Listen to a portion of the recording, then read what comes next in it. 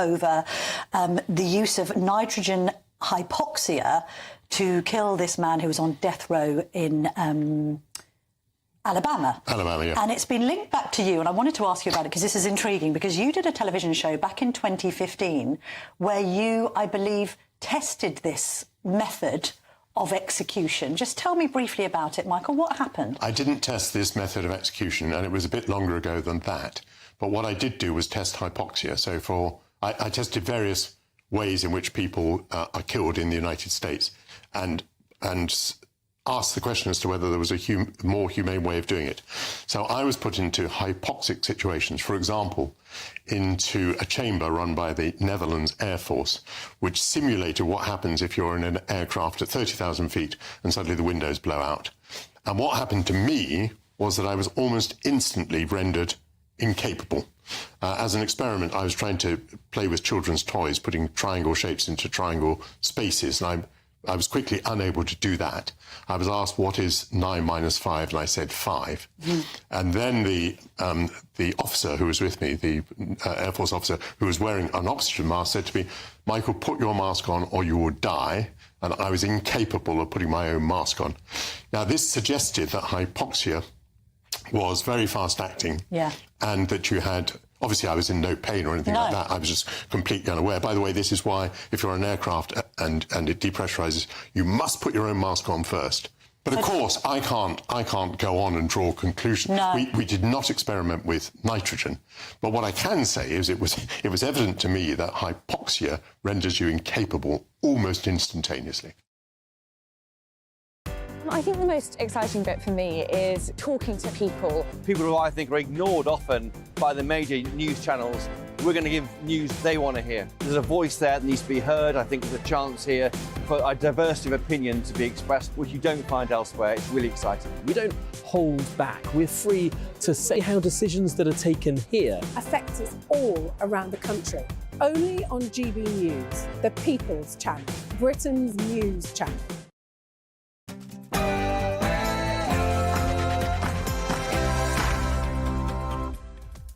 Morning, 9:30 on Monday, the 26th of February. This is Britain's Newsroom on GB News with Andrew Pearce and Bev Turner. Very good morning to you. So, unacceptable and wrong. That's the Prime Minister's response to Lee Anderson's comments about the London Mayor. This is how Sadiq Khan has responded. Look, these comments from a senior Conservative are Islamophobic, are anti-Muslim and are racist. MPs in danger. 3 women MPs have been issued with bodyguards due to growing concern for their safety. We'll be joined by Brendan Cox, the widower of the murdered MP, Jo Cox.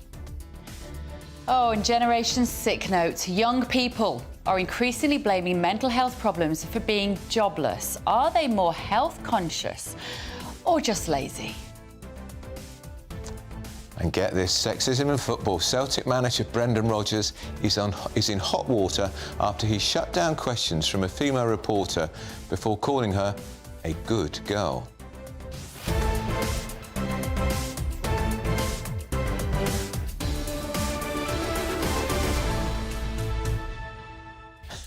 I'm sorry, how did you think you was going to get away with that? I know. I mean, really, you wouldn't say good boy, would you? Well, it's calm down, dear, isn't it? It's a little bit patronising. Lots more as well this morning. Don't go anywhere. gbviews@gbnews.com is the email address. First, though, the very latest news with Sophia Wensler.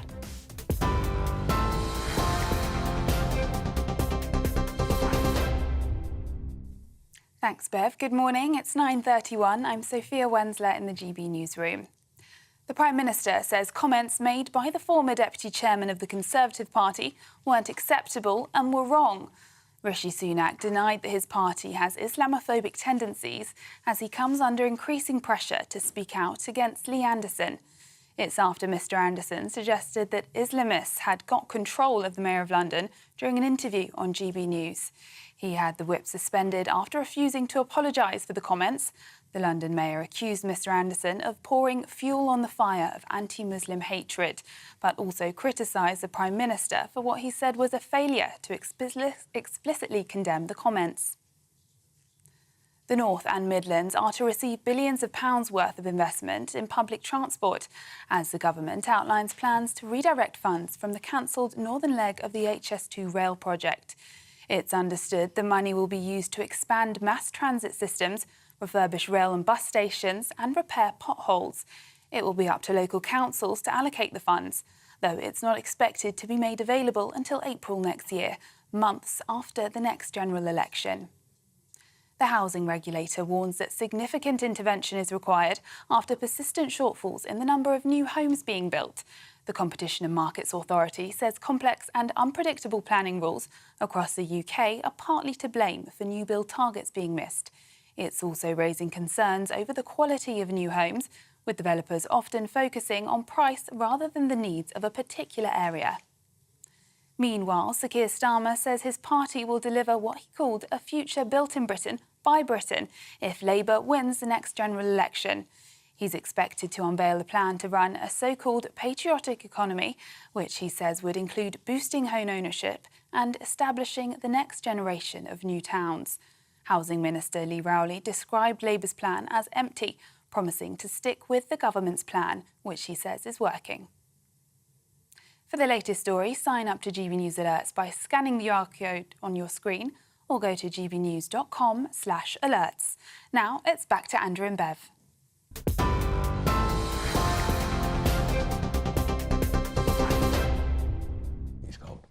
Very good morning. Welcome to Britain's Newsroom on GB News with Bev Turner and Andrew Pearce. Well, 3 MPs, we don't know who they are, have been given protection, chauffeur-driven cars, after concerns about their safety.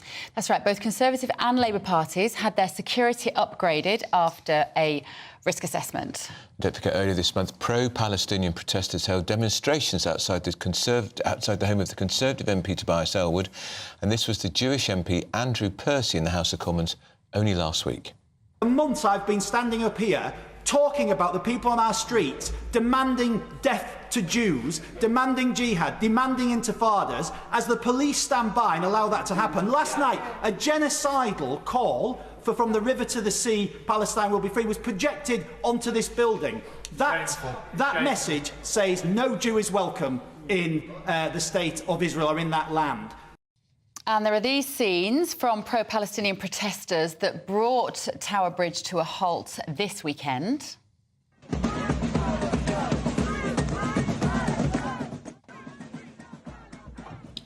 And the Labour Shadow Minister Lisa Nandy revealed that she now carries a police alarm wherever she goes because she fears for her safety, and she calls it a very typical experience for MPs.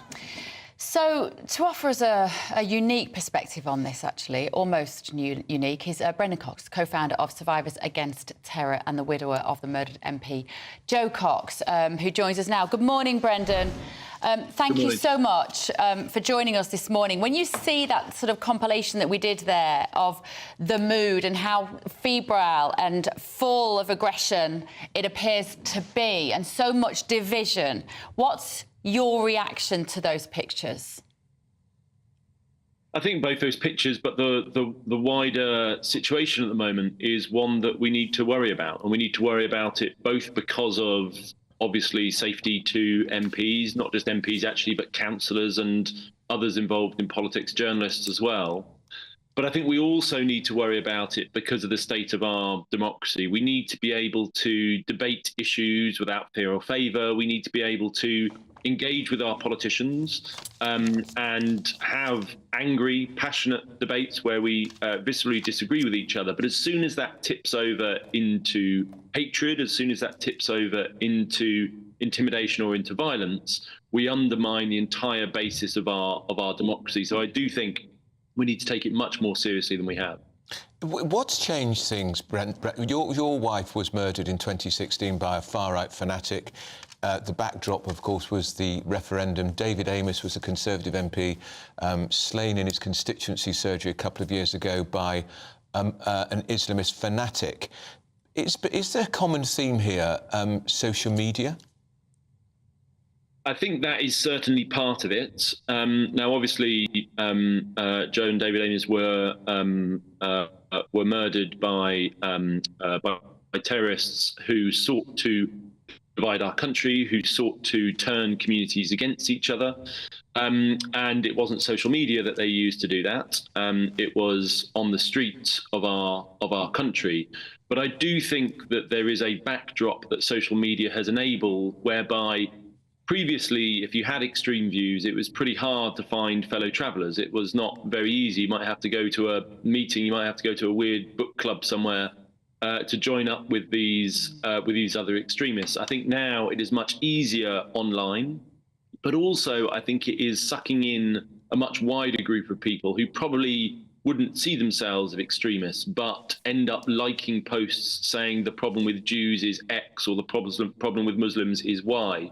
And I think until we as the public get better at tackling those sort of antecedents, the conditions that create and support extremism, I think that's the thing where we can have a real impact. And until we get better at that, I think there is a danger that we will see more of that. I also think it's not just the public that have a responsibility here. I think also politicians. I think politicians who inflame debates, who seek to use moments of tension for their own political ends, who use language that dehumanizes whole groups of people, I think are also a big part of this problem. Is that one of the consequences? Sarah Vine has written in the Mail today, Brendan, about her ex-husband Michael Gove when the murderer who killed David Amess was outside their home, I think 7 times. The consequence is now the police have to know whenever he's in his constituency, when he's at a constituency surgery. It's not advertised in advance, and that's an important part of an MP's relationship with their constituents. The surgery where people can go and sort out their problems. If that can no longer be advertised, that's a direct consequence now, isn't it, of the fact MPs have to be so much more careful. And this is how democracy, in a sense, is being subverted by the mob. Absolutely. And I think it's something that we don't take seriously enough. I think there are 2 impacts of it. So the first is that it removes our MPs from engagement with the public as much as they would like to. So that idea of a constituency MP, we have relatively small constituencies, around 70,000 people per constituency. And the point of that is so that you can have that link. So you can chat to your MP down the local pub, or you can go and see them at their local constituency, or you can stop them as they go shopping on a Saturday morning and say, I'm a bit worried about whether it's congestion or Brexit or immigration or the cost of living or whatever it is. And when we create an atmosphere where that becomes hard, it removes our politicians from engagement with that public, and that undermines our ability to hold them accountable.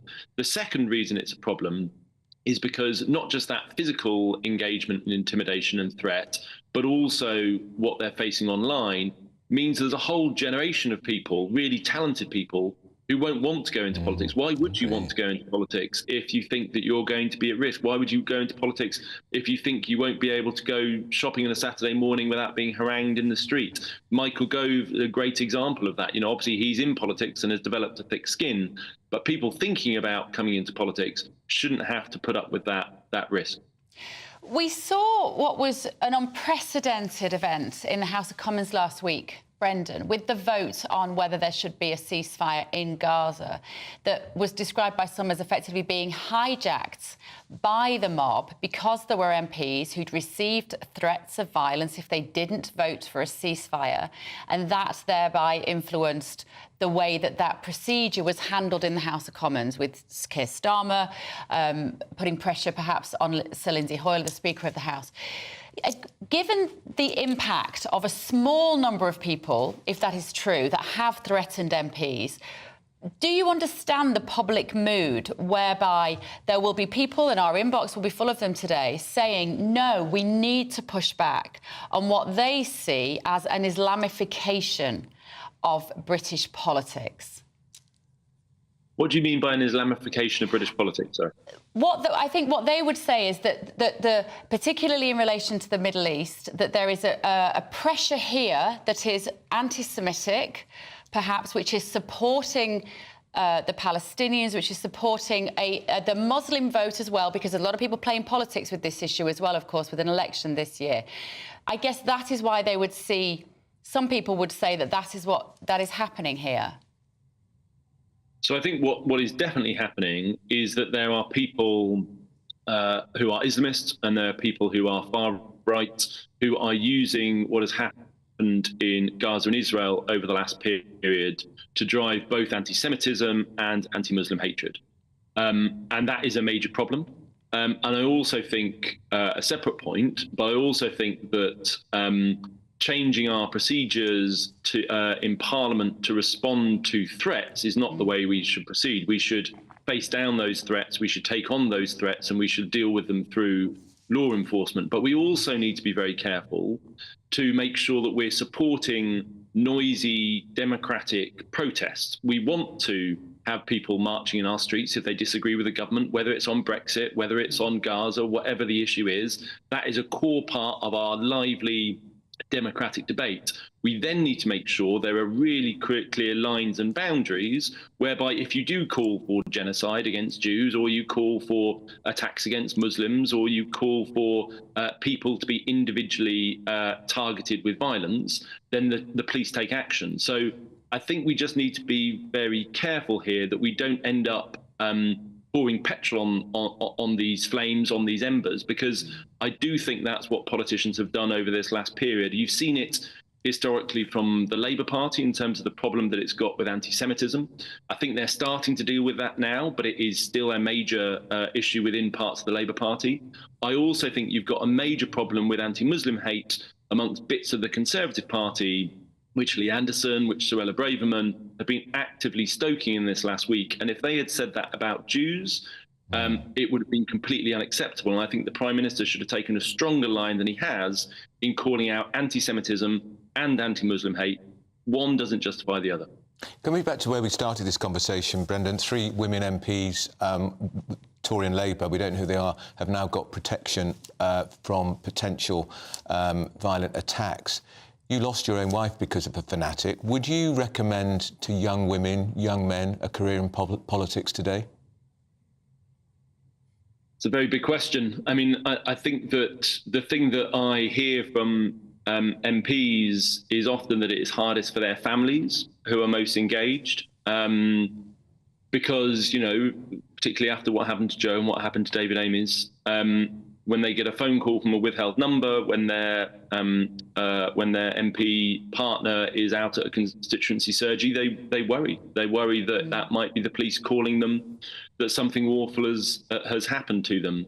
So it's hard for me to sort of recommend it without people going through that thought process. And I do think there's a risk that people with families in particular, women in particular, and people from minority groups are probably less likely to want to go into politics because of that threat. But we have to face that threat down, because otherwise it will cheapen, it will undermine our democracy. And I think there's things that we can all do on that. Of course, there's a big responsibility for politicians. Politicians should turn down the rhetoric. They should turn down the way that they're engaging in this, not to put petrol on those flames.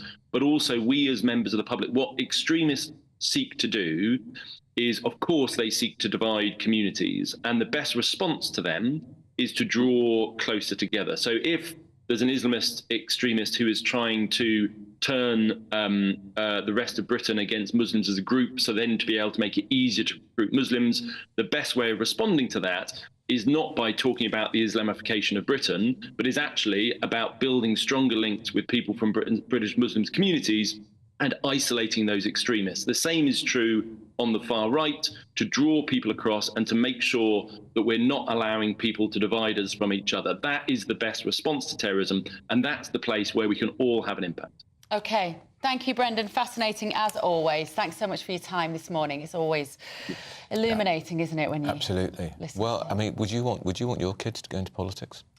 Yeah. Well, I would. Yeah. I mean, look, there's threats in all jobs. Cheers. There's threats in all jobs. And crikey, do we need good people? We do.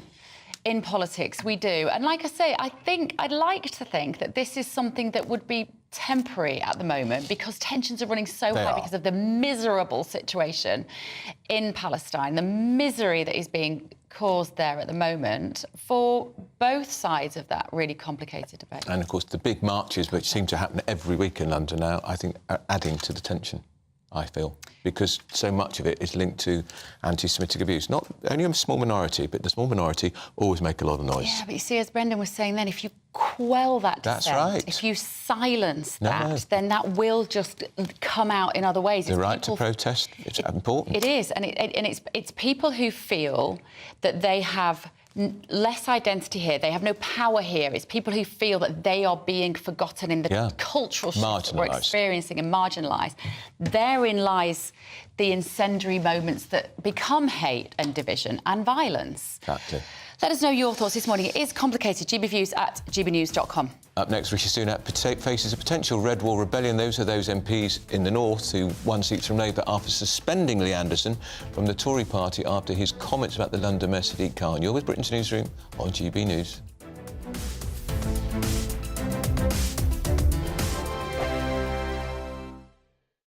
Wake up to the headlines with Headliners every morning at 5 a.m. We treat you to the day's biggest stories before anyone else, 7 days a week. You can catch up on everything you need to know before you've even had your kippers. Headliners every morning at 5 a.m, only on GB News, the People's Channel, Britain's news channel. Good afternoon, Britain. Weekdays from midday. Chris, what is the preferred way in which the police go about their business at the moment? There's these two strands of thinking. Evidence-based policing versus bobbies on the beat. It's very, very difficult. The problem that police have got, basically, is that they're too thinly spread, and it's too much is expected of them. There's a long list, isn't it? Every month we hear police need to do more about this, police need to do more about that, and police do their best. They're overwhelmed with bureaucracy. I mean, when I was a young PC, if I took a shoplifter in, then I'd be in and out within an hour. You take a shoplifter in now, and you're doomed for the rest of your shift for 6 or 7 hours dealing with the bureaucracy. Police want to get back in those communities because community policing is really the core of policing. But such are the demands on their time at the moment and the bureaucracy and the fact that they are struggling now to retain experienced officers. People are hemorrhaging out of the police and new recruits coming in haven't got that experience, and there's a good chance they may not stay anyway. So there's all sorts of problems. And for the Home Secretary to glibly say he wants more done, frankly, clearly shows he's got no understanding of the pressure police are under. And of course the constant criticism that they face across the board. Very rarely do you actually hear of police officers getting praised for acts of bravery or acts of compassion. So there's a problem with morale in the police force, and clearly a problem with the Home Secretary, who needs to get out there and talk to officers on the front line who frankly are struggling. And last night, of course, was a graphic example. Every Sunday from 11, join Michael Portillo. There will be topical discussion, looking at the week before and the week to come. So kick back and relax at 11 a.m. on Sundays on GB News with me, Michael Portillo. GB News, the People's Channel, Britain's news channel. When the news happens, it happens here. And really important breaking news. Breaking news this morning. On TV, radio and online, the news starts here on Britain's Newsroom. All the biggest stories and the answers that you need from across the UK and beyond. Join Britain's Newsroom from 9:30 on GB News. The People's Channel, Britain's news channel.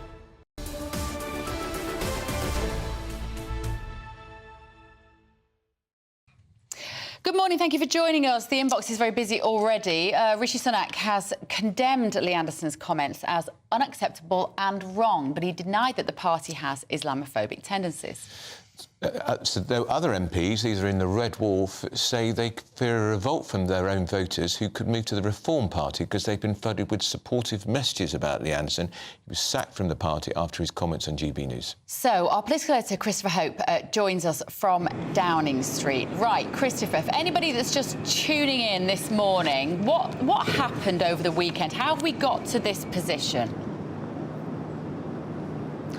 So on Friday night on Martin Daubney's programme on GB News, Lee Anderson was interviewed. He's the former party deputy chairman, a presenter on GB News, of course, and he was critical of the way that these demonstrations were policed in Parliament Square on Wednesday. Notably, when Martin Daubney, in fact, had filmed a projector putting the words "From the river to the sea, Palestine will be free," which is onto Big Ben, the Elizabeth Tower, where the Big Ben Bell is housed.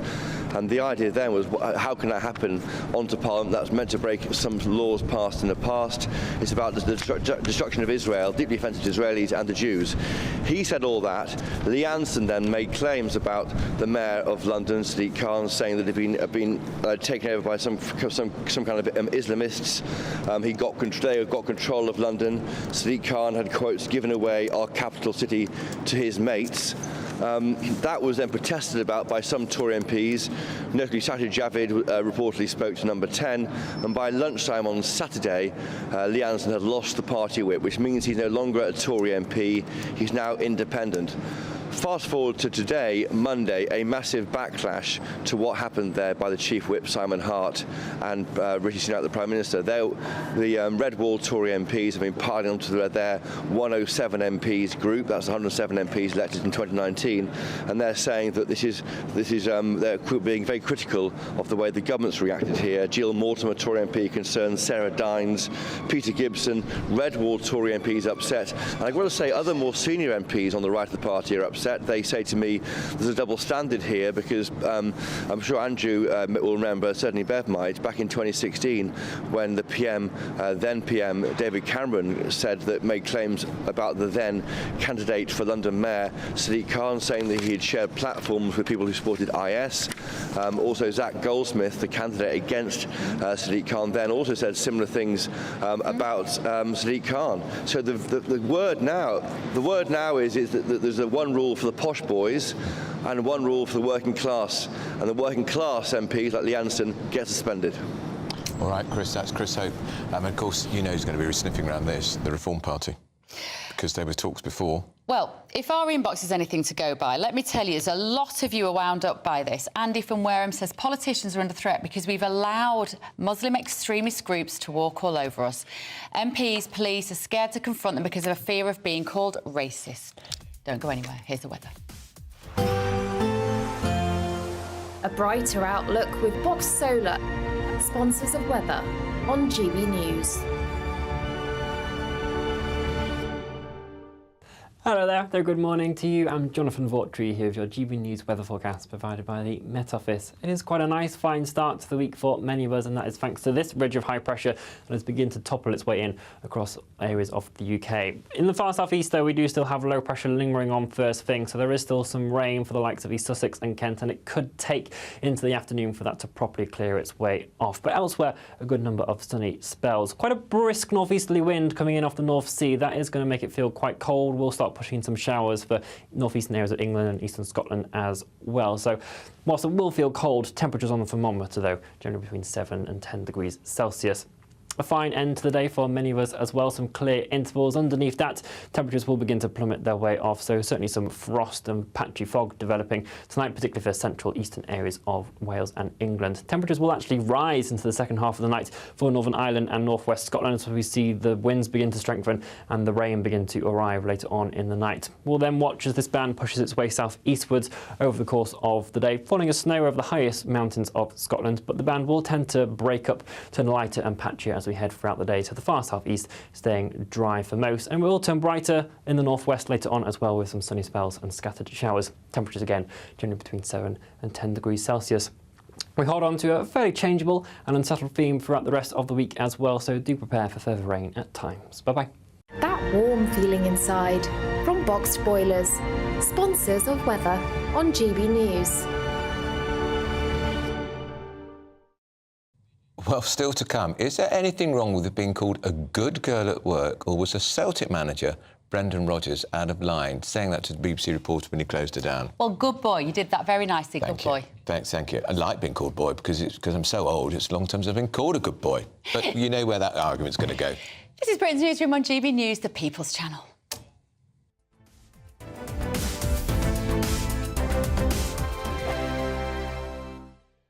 In the GB Newsroom, we bring you the news as it happens. With our team of dedicated journalists across the UK, we're ready to give you accurate reporting every day. When the news breaks, we'll be there with bulletins on GB News, the People's Channel, Britain's news channel. Lee Anderson's Real World Fridays from 7 p.m. Dr. Jane Jones, who's the clinical lead for Care After Combat. Yeah. Jane, thanks for coming. And just tell me a little bit about your organisation. What do you do? OK, well, thank you for having me here so we can talk about Care After Combat. So we are an organisation, a charity, who work into the prison system, working with military veterans who've somehow got involved with the justice system and... So there's quite a high population of ex-servicemen and women in our prisons. Why is that, do you think? So 2014, the government did a review of who was resident in UK prisons, and what they found were that military veterans are the highest occupational group, and this obviously raises some concerns. Yeah. So the government wanted to do something about that, and so they supported Care After Combat initially, just as a scoping exercise, really, to see if there was any way we could help these men and women actually, understand the problems that led to offending behaviour and go on to lead successful lives. So what sort of offending behaviour are we talking typically for people that's in prison that's actually served in our armed forces? Primarily, it's violence. Yeah. So that is the highest offence that we work with. Okay. But of course, the military, as with everybody else, it's the full range of offending behaviour. OK, so we're in a pub, Jane, Dr. Jane, and I guess for some people, the odd tip of alcohol is good, a bit of fun of a weekend, relax, let your hair down. But for some people, alcohol is not always their best friend, and I guess that plays a part in some of your veterans that end up inside. Yeah. Absolutely. So, speaking from my own experience, a good 2/3 of the people I work with have some kind of mental health problem or mental health difficulty, struggling to either adapt into civilian life or with some of the traumas they've experienced during service. People might self-medicate with alcohol to manage some of those thoughts and feelings. Yeah. Your weekend starts here with Friday Night Live with me, Mark Dolan, 8 till 9 on GB News. Big stories, big guests and big laughs as we get you ready for a cracking weekend. That's Friday Night Live with Mark Dolan. Fridays 8 till 9 on GB News. Bring your own drinks. The admission's free.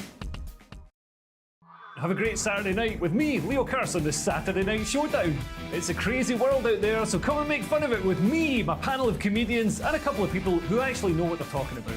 The Saturday Night Showdown is your front row ticket to the clown show every Saturday, only on GB News, the People's Channel, Britain's news channel.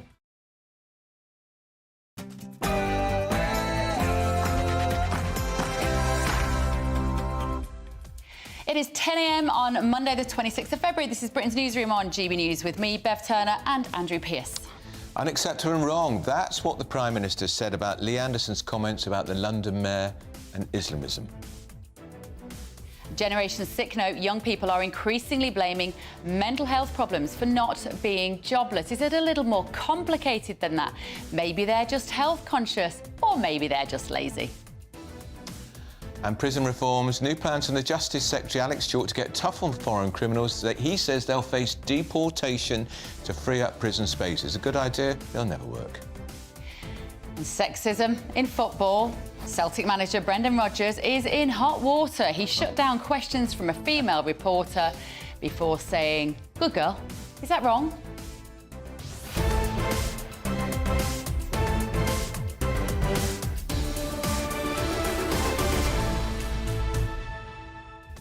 They've written this in the script. I'm going to say it. Are you a good girl, Bev? Not all the Depends time. who you ask. Although I have to say, I quite like it. A bit like you, I quite like being called a girl now that I'm very much a woman, an older woman. But you know what? Listen, I feel a bit sorry for him. I don't like all of this policing what people say. I prefer us to consider what they do as opposed to what they say, which arguably is what this Lee Anderson situation is all about this morning. We're hoping to get a statement from GB News presenter Lee Anderson this morning during this show, so do not go anywhere. Also, get in touch with us, gbviews at gbnews.com. First, though, here's Sophia Wensler with your very latest news.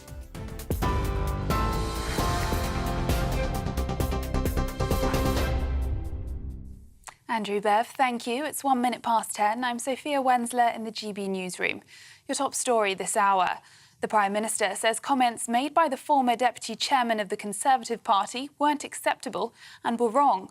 Rishi Sunak denied that his party has Islamophobic tendencies as he comes under increasing pressure to speak out against Lee Anderson. It's after Mr Anderson suggested that Islamists had got control of the Mayor of London during an interview on GB News. He had the whip suspended after refusing to apologise for the comments. The London mayor accused Mr Anderson of pouring fuel on the fire of anti-Muslim hatred, but also criticised the Prime Minister for failing to explicitly condemn the comments. The North and the Midlands are to receive billions of pounds worth of investment in public transport as the government outlines plans to redirect funds from the cancelled northern leg of the HS2 rail project. It's understood the money will be used to expand mass transit systems, refurbish rail and bus stations and repair potholes. It will be up to local councils to allocate the funds, though it's not expected to be made available until April next year, months after the next general election. The Mayor of Greater Manchester, Andy Burnham, dismissed the plan, saying the money had already been promised 10 years ago. But Transport Secretary Mark Harper says the government is empowering local communities. 2.5 billion for the North, 2.2 billion for the Midlands. That money is going to local councils. It's for them to spend on the local priorities that they set, that they think are important to their local communities, and they'll reach those conclusions by consulting those communities, but also talking, very importantly, to their members of parliament about what those important local transport priorities are. The whole point is it's not for ministers to set those priorities, it's for councils to set them. We think those decisions are better made closer to the people that are going to benefit from them. Now, the housing regulator warns that significant intervention is required after persistent shortfalls in the number of new homes being built. The Competition and Markets Authority says complex and unpredictable planning rules across the UK are partly to blame for new home targets being missed. It's also raising concerns over the quality of new build housing, with developers often focusing on price rather than the needs of a particular area. And there'll be an investigation after evidence was found suggesting that 8 house builders may be sharing commercially sensitive information. Meanwhile, Sir Keir Starmer says his party will deliver what he called a future built in Britain by Britain if Labour wins the next election. He's expected to unveil a plan to run a so-called patriotic economy, which he says would include boosting home ownership and establishing the next generation of new towns. Housing Minister Lee Rowley described the plan as empty, but Chair of the Labour Party, Annalise Dodds, told GBNews that she says it's the change Britain's economy needs. Kind of expectations that people in our country used to have, that their kids would be better off than they were, that they'd have at least a slightly better quality of life. All of those dreams are just completely out of reach for very many people in our country. And Keir Starmer is absolutely determined to change that for the future, getting Britain building, actually making sure we have those good jobs up and down the country, reforming the planning system. The many changes that he's setting out today would make that big difference to British people. In other news, there are angry scenes on the streets of Brussels this morning as farmers set fire to piles of tyres. They're demanding action from the European Union amid growing fury over what they say are cheap supermarket prices. Riot police were seen firing water cannons as more than 100 tractors parked around EU buildings as ministers arrived for meetings. It's the latest in a series of protests across the EU as farmers demand an end to free trade agreements, which they blame for damaging their industry. And young people are more likely to be off work due to ill health than those in their 40s. That's according to a new report. The Resolution Foundation says this is radically different from the past, when the older you were, the more likely you were to be not at work due to sickness. Poor mental health among young people is on the rise, with 34% of young people aged 18 to 24 reporting struggles in 2022, compared to just 24% in 2000. For the latest story, sign up to GB News Alerts by scanning the QR code on your screen or go to gbnews.com/alerts. Now it's back to Andrew and Bev.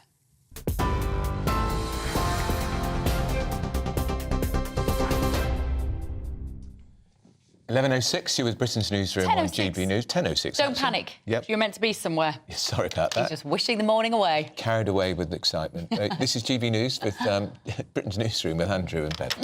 Let's see what you've been saying at home. John has said, why do people keep saying that the far right are responsible for anti-Semitism in this country since the Hamas atrocity? Surely it's Islamic extremists and they're useful idiots. Audrey says, I agree with the need for security for MPs, but so do us day-to-day folk outside. And actually, that message sums up a lot of the dissatisfaction, doesn't it? Because it's people feel that their lives are very, very different to those of MPs at the moment. No extra security for politicians, says Roger. They've imported the problem by importing too many migrants. I have to say, in fairness, the killer of Joe Cox was not a migrant. Correct. The killer of David Amess was an Islamist fanatic. The killer of Joe Cox was a right-wing, white fanatic. And actually, weren't the bombers of the Manchester Arena attack British-born Muslim boys as well? So it's not. I know it can feel like that, but I do think we have to be a bit careful about the language you use around this, clearly. Now, coming up, proud to be woke? That's what the top boss of the BBC seems to think. Well, 3 MPs have been given bodyguards and chauffeur-driven cars, we're talking about this morning, after concerns for their safety. So Conservative and Labour parties have had their security upgraded after risk assessment. Earlier this month, the pro-Palestinian protesters held demonstrations outside the home of the Tory MP, Tobias Ellwood. And these are the scenes from pro-Palestinian protesters bringing Tower Bridge in London to a halt this weekend. That's coming up now. Here it is. London has seen this. London has seen these sorts of protests pretty much every weekend since the 7th of October, since the Hamas attacks in Israel. It is incredibly disruptive, but of course we need to have a right to protest, even if we don't like what people have to say. I don't recall, maybe you can correct me, Bev, a big march against Hamas and the terrible atrocities they inflicted on Israel on October the 7th. No. Well, Shadow Minister Lisa Nandy revealed that she carries a police alarm everywhere now she goes in fear for her safety, and she calls it a very typical experience for MPs. Well, joining us now is the Conservative MP for South Swindon, Sir Robert Buckland, who is, of course, the former Lord Chancellor, and the Labour MP for Birmingham, Selly Oak, Steve McCabe. Robert, if we can go to you first. Morning. This is terrible, isn't it, that women MPs now are having to be given, presumably, some form of armed security, or certainly security, because the authorities are so fearful for their safety? Yeah, it's a dreadful development. I think women MPs get it particularly bad. Some of the content of threats is highly sexualised in a way that I think most male MPs don't get. It's really worrying on several levels. One, the obvious personal risk, and you've mentioned, I thought your comments about the Joe Cox murder and this David Amess murder were very balanced and absolutely the right way to approach this. But for the families as well, and the workers, people who support MPs, all that group of people are potentially under threat here. And of course, on a second level, I certainly, and I'm sure Steve would agree with me, I enjoy the interaction I have with my fellow residents in Swindon. I spend a lot of time there, just out and about, talking to people casually as I go shopping or out on the street. That's a huge part of the life of an MP. It keeps you very grounded and in touch with the people you're representing. If you have more layers of security and barriers between you and those who elect you, I think that damages our politics and creates that ivory tower that I know many of your viewers worry about. Is that right, Steve? Is that how you see it, that it's so important that our MPs are able to be amongst their constituents, hear what they have to say and not be fearful? Yes, I think that's absolutely right. I mean, I think Robert and I have a very similar view on this. This is something that I would never have anticipated when I entered politics. It is in danger of driving a wedge or a barrier between members of Parliament and the public. And it is quite incredible that people, including myself, are having to have security in order to just conduct an advice centre. Do you think, gentlemen, both of you actually, did Lee Anderson, the things that he said on GB News on Friday, which have got him into such hot water, he's been suspended from the Conservative Party for this, did he have a point about the fact that perhaps Sadiq Khan is giving favours to what we might call good old-fashioned nepotism, and let's face it, public school boys have been doing it for years, that he might be doing that, but Lee chose the wrong words to say it, and therefore he's being accused of something that he is not. Let me come to you first, Robert, on that. Look, I think we can be critical as Conservatives of the dreadful record of Sadiq Khan as Mayor of London. We've got oules, we've got failures on crime, we've got a whole list of things that, frankly, he's not been very good at. I've had arguments with him about the fact he wanted more power for the mayoral office, where I said to him, frankly, well, you've got power, get on and use it properly in the interests of the people of London. Now, that line of attack or debate is entirely legitimate and important that we do it. And secondly, we've got to challenge this rather worrying alliance, it seems, between elements of the far left and extreme Islamists who want a caliphate in this country. But I'm afraid Lee crossed a line by getting it wrong about that particular detail of Mayor Khan and really making the argument about racism within the Conservative Party instead of allowing us to concentrate on the real threat, which is this grisly alliance between elements of the far left and extreme Islamism. Just because a lot of people listening, Robert, are very unhappy that Lee's been suspended from the Tory party. What did he say that was wrong? He used the word Islamist to describe the Mayor of London. What is a definition of an Islamist? And he said he was influenced by Islamists. He was controlled by Islamists. I mean, Islamists are people who want a caliphate, in effect. They want to destroy our way of life, our democracy, our freedom and the rule of law, and they want to impose a religious caliphate, a sort of Iran-type state. Now, that sort of view is abominable. It's something we have to fight. It's very different from being a Muslim or following Islam. There are many, many of my constituents who do that, who believe in our country, are really valued citizens. They work, they make a huge contribution. To conflate the two is to do, some of the far left's work for them. That's what some of them want us to do in order to advance their appalling ideology. And that's why we've got to be very precise about language and deal with security threat. I know Steve shares a strong view with me about the need for security and counter-terrorism. That's the debate we need to be having, rather than using ill-judged words that I'm afraid then divert the issue onto something else entirely. Steve, there could be a vote this week again on Gaza. This was a trigger for all sorts of difficulties last week. How important is it that there is a vote on Gaza? Because in the end, in the chaos and the shambles, which was the House of Commons last Wednesday, there wasn't really a proper vote. Something went through on the nod. Does the Speaker have to allow the Scottish National Party the right to give MPs a proper formal vote on whether there should be a ceasefire immediately in Gaza? Well, of course, there are always votes in the House of Commons that go through in the nod. There's nothing not unusual about it at all. Well, my own view is I think it's time to lower the temperature in the language that we use and the way that we behave. I was looking at your film there of the protests and the incidents outside Tobias Elwood's home. We need to lower the temperature. And if I was the SNP, I don't think I would really want to go posturing one more time, because I don't think it's about Gaza. I think it's about the impact it's having here. So, Robert, just finally, on the front page of the Telegraph today, you're a former Lord Chancellor. Apparently, we're going to start deporting foreign criminals, ones who are caught shoplifting, drug dealing. It's never going to happen, is it? Because they'll cry, legal aid, my human rights, and they'll be here for 3 years.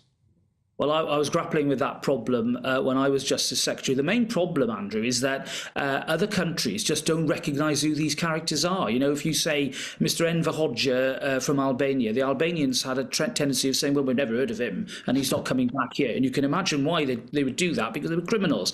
There was a deal done with Albania that I think has really made a difference. We've seen the deportation of a lot of foreign criminals there, and they were forming quite a large number of those in our prison. There's about, I think, 10,000 of these people in our prisons. I think we all want them out. However, remember this, we need to make sure that they serve their term of imprisonment. They are punished for their crimes. There are victims out there who would say, hold on, we don't just let them back to their countries, they need to be punished as well. So this is a talk that Lord Chancellor's got to grapple with a difficult problem here. If you can get more deals with other countries to recognise these individuals, ship them off back, and I think that would save us money and open up prison places for people here who are committing serious offences. It sounds eminently sensible, Steve. Would you agree? And I think the British public would support that. Yes, I mean, I've been trying very hard to find something to disagree with Robert on, but No, I think it is eminently sensible. I think the problem with send them back is it's easy to say it, as Robert's just demonstrated. Technically, it can be much more complicated, but no reason not to keep trying and to do our best to try and make sure that both they serve their sentence and where we can deport them, we certainly do. OK. All right, thank you, gentlemen. Conservative MP for South Swindon, Sir Robert Buckland, and Labour MP for Birmingham, Selly Oak, Steve McCabe there. Of course, the way to get them out, they get no legal aid. Because that's what will happen. They'll get legal aid to say, human rights, if you're trying to deport me back to my own country. Yeah. Don't give them any legal aid. Out. You know, it's funny, isn't it, when you hear MPs from different sides of the House say, haven't got a lot to disagree with there. Part of me thinks, and that is the problem. That is why lots of people who want to vote don't know who to vote for and feel politically homeless. Although I think on those issues there, I will let them off. I was glad there was some agreement. Sure. Right, still to come, sick note. Britain, young people are increasingly blaming their mental health for being out of work. Of course they are. Is it really that? Are they snowflakes? Is it a little bit more complicated? This is Britain's Newsroom on GB News. Don't go anywhere.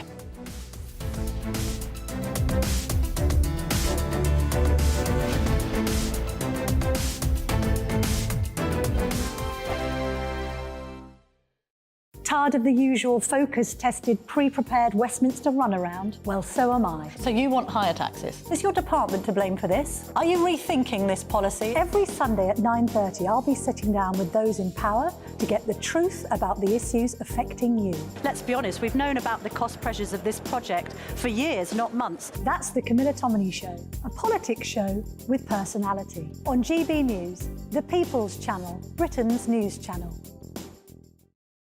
GB News Breakfast. Every day from 6 a.m. Claire, you want to talk by cars growing by a couple of centimetres a year? Yeah, well, 1 centimetre every 2 years. Okay. It's unrelenting because the people are so fixated on the big SUVs. The sales have gone through the roof, and yet it's James Nix, the analyst for Transport and Environment Campaign, said the author of the report on the trend said, spurred on by sales of the largest SUVs, vehicles are getting wider every year. Now, what does that mean for us? Well, it means that our roads more comfortable ride, beautiful engines. Smooth. I mean, it's luxury. It's gorgeous. Well, as I know, I used to have two, but I don't. You used to have two SUVs. Well, one SUV at a time, but I had two brands of them. But I'd no longer drive in London now because I just don't see the point because of the ULEZ, because of the, you can turn down a thing and get fined. Parking spaces, whatever.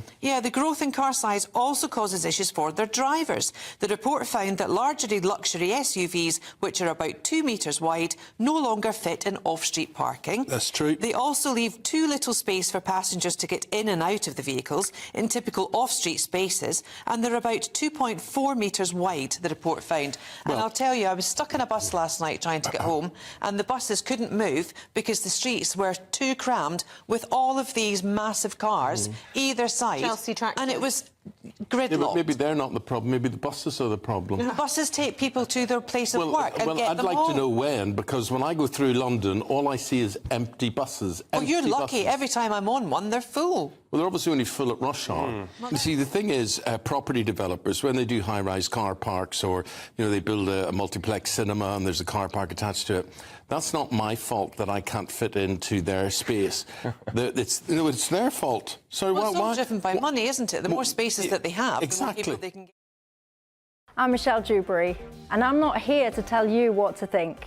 I'd much rather hear what you have to say. So, send in your opinions to gbviews@gbnews.com. Keep them clean, and you never know, I might read them out. With my panel here on Jubes & Co, we debate, we get stuck into the issues of the day on a show where all views are welcome, especially yours. GB News, the People's Channel, Britain's news channel.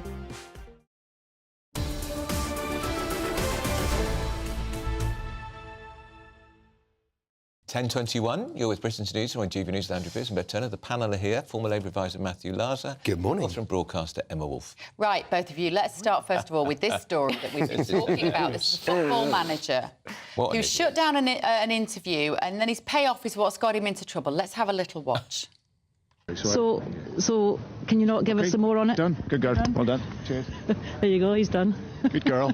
Good girl. Oh, gee. Well, she laughed. Good girl. So she thought it was funny. She thought it was funny. Do you think it's funny, Matthew? I mean, no, I think he shouldn't have said it, but I don't think it's a hanging offence. I think it was a bit patronising. I don't think he would have said good boy. He might have said good lad, which is has slightly different connotations.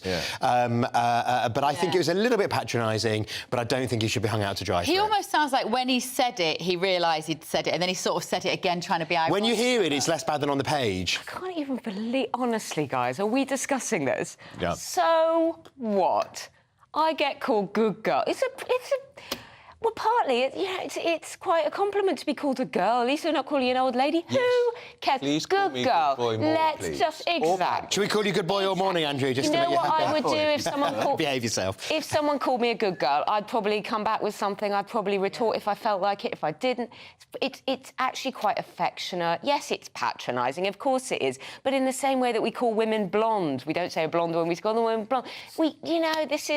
It's not entrenched sexism. It's not discrimination. It's nothing. He's called her a good girl. She's probably, 20 years younger than him. Yeah. It just is not... If people are genuinely taking offence over this, I worry for her. She didn't appear to. She laughed. Yeah, but you have Well, you have to laugh. I mean, because she's important. She's important to him. Or she could have challenged you and said, "Why are you calling me a girl? I'm not a girl." It's difficult because, of course, in football they do things like ban radio stations and local newspapers from the grounds. If football's it's not like politics where you can say if they're rude in an interview, it's pretty hard. I know because I tried to just ban journalists from the list. With football, it's absolutely essential that you stay in with the club.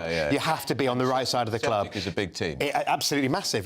Biggest team in Scotland the last 20 years. He wanted to move the conversation on. He wanted to get out of the interview, didn't he? And so his way of doing that was, I have to say, I mean, I would like to listen to it again, really, but I think it is I think there was something a little patronising, but I think as soon as he said it, he realised what he'd done, and then he said it again to try and be a bit ironic. Does it really bother you, Bev, as a woman? Does it bother you? You know why I think it's genuinely might be, bother me? to use the generation, your millennial word, it's a bit triggering for me because I used to work in sport. That was how I started in TV, particularly in Formula One and NBA basketball, and boy, was it hard to be a woman in those environments 20 years ago. You must have started very young, Bev. I was very, very young. It was Careful where you go with this. You're not going to say what when she was a girl. Well, you know what? I think women also use their capital in other ways. I think you probably got interviews as being an attractive young journalist. You probably got interviews with men, with managers that the men wouldn't have got. Absolutely. I think as women we can be confident about that and just say,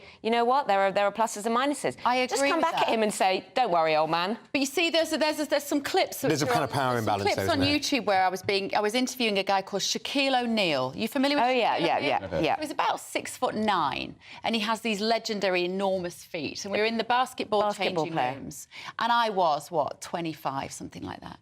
And I'm trying to interview him about their blooming technique on the court, and all he can say to me is, "I don't want to talk about that. I want to talk about when we're going to get married. When are we going to get married? Like we just don't talk about, I'm going to win the championship, and then I'm going to come and marry you." And at the time, you can see, and I watch it back now, and it's quite painful. Yeah. Because I'm trying to be a journalist in that situation. I'm trying to do what the men do. Yeah, but and all I could do is sort of laugh and giggle. But that's really overt sexual kind of those days intimidation. Really, it is actually intimidating. Thank goodness. Very intimidating. Yeah. That's to me. That's a million miles from good girl. And I genuinely think she could have come back at Brendan Rodgers and said something like, "Oh, don't worry, old man." You know, like just make a joke with that. When I did tell that story to my daughters, my children, they went, "Well, why didn't you marry him, Mum? We would have been multi-millionaires by now." That's not the point. And taller. And a lot taller. Hey, I've never heard of him. Was he very famous? He was huge.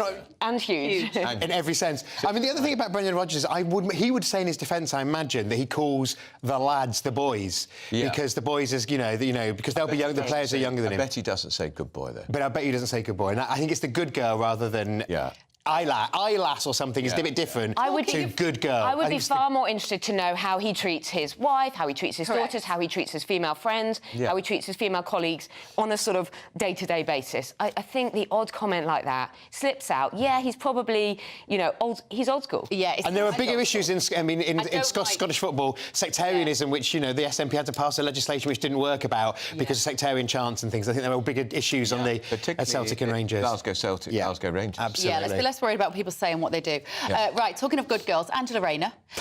She's a very good woman. Over something to do with the house that she said she wasn't. It's a non-story, Bev. It's not a non. It's not a non-story. So if you actually read it, it's a lot of smoke, but there is no fire. Exactly. So the Tories are making accusations that which are revealed in a new book by Lord Ashcroft, the former Tory treasurer who writes biographies of politicians now, that she basically registered at an address she wasn't living at. That she basically lived in 2 addresses, and that she didn't change the electoral registration of one to the other. And one was her house, one was her one was her husband's house. And both of them bought the property, the right to buy. And that's what... Doesn't that seem a bit odd? Wouldn't you expect a couple to have one property you can buy under right to buy, not... They both bought them under right to buy before they got together. Right. This is the thing. It's all... This is why I say it's sort of... They're sort of smoke, because it's sort of trying to have a go at her for buying property under right to buy, which, of course, this was a great Tory flagship policy in the 80s. Mrs Thatcher's key policy. We remember Mrs Thatcher having a cup of tea in the first council house to be bought. On about people making lots of... and she did make a... discount. She had a 25%... Yeah, which is absolutely in line with the rules. And Labour is not against the right to buy now. It was in the 80s, and it was wrong to do so when it first came out. It was one of the things that helped consign Labour to the wilderness in the early 1980s. Labour's for reviewing it and making sure that there was a flow of council houses if the right to buy is going to happen. There isn't hypocrisy here. There are questions to be answered. She was registered. They were newlyweds. She was registered at a different address. Her husband was registered about a mile away at this address. Voters are expected to register on the electoral roll at their permanent home address. Right. When 2 children came along, they were registered at the husband's address while she was still living at the original address. There are questions to be answered, and the hypocrisy slur, which is coming out of the Daily Mail, or the hypocrisy allegations from this book, are that she kind of wants to pull up the ladder, that she wants to, But she doesn't, because she doesn't want to stop it. And it was nearly 20 years ago. She was in her 20s. She wasn't a politician.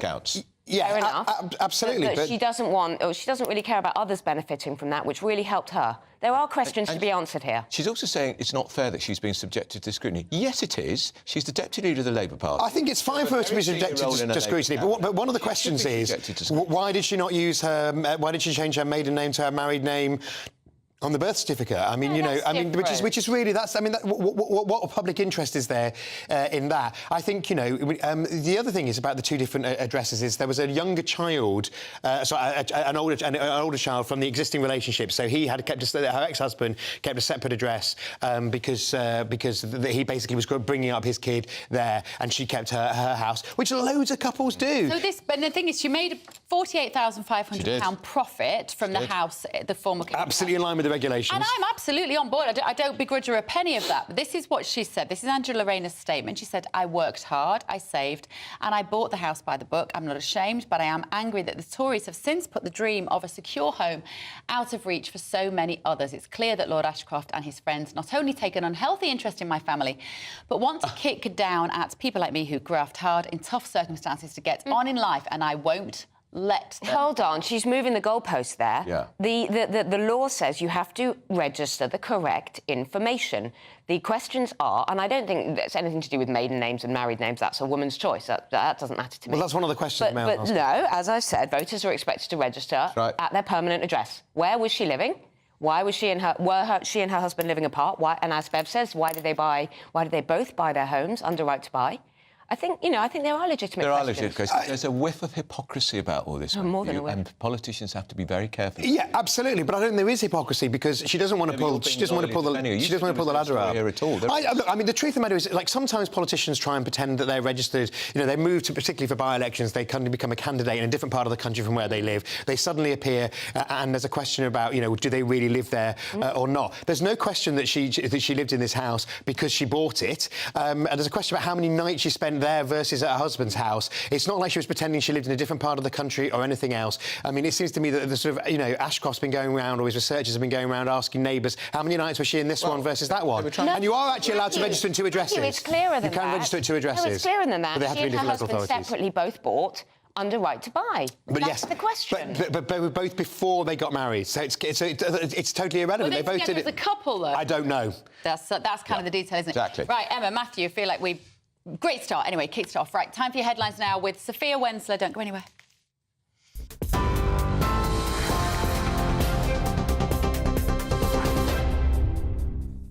Thanks, Bev. It's 10:31. I'm Sophia Wensler in the GB Newsroom. Your headlines. The Prime Minister says comments made by the former Deputy Chairman of the Conservative Party weren't acceptable and were wrong. Rishi Sunak denied that his party has Islamophobic tendencies as he comes under increasing pressure to speak out against Lee Anderson. It's after Mr Anderson suggested that Islamists had got control of the Mayor of London during an interview on GB News.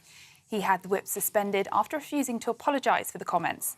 The London Mayor accused Mr Anderson of pouring fuel on the fire of anti-Muslim hatred, but also criticised the Prime Minister for what he said was a failure to implicitly condemn the comments. The North and the Midlands are to receive billions of pounds worth of investment in public transport as the government outlines plans to redirect funds from the cancelled northern leg of the HS2 rail project. It's understood the money will be used to expand mass transit systems, refurbish rail and bus stations and repair potholes.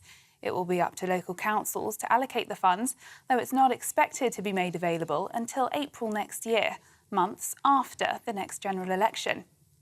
The housing regulator warns that significant intervention is required after persistent shortfalls in the number of new homes being built. The Competition and Markets Authority says complex and unpredictable planning rules across the UK are partly to blame for new build targets being missed. And the Palestinian Prime Minister, Mahmoud Abbas, has resigned, citing what he described as an unprecedented escalation in the West Bank and Jerusalem. It comes amid growing pressure on the Palestinian President, Mahmoud Abbas, to shake up his cabinet as international efforts intensify to stop the fighting in Gaza. For the latest stories, sign up to GB News Alerts by scanning the QR code on your screen or go to gbnews.com/alerts.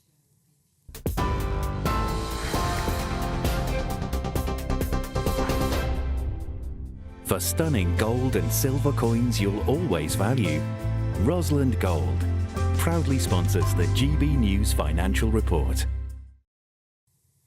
And here's a quick snapshot of today's markets. The pound will buy you $1.2683 and €1.1699. The price of gold is £1,603.79 per ounce. And the FTSE 100's at 7,678 points. Rosland Gold proudly sponsors the GB News Financial Report. Well, still to come, the big boss at the BBC says they should be proud of their wokeness and progressive nature. But does this really resonate with you, the licensed pair? First, though, in a new GB News series, Innovation Britain, we're looking at the success of British manufacturing around.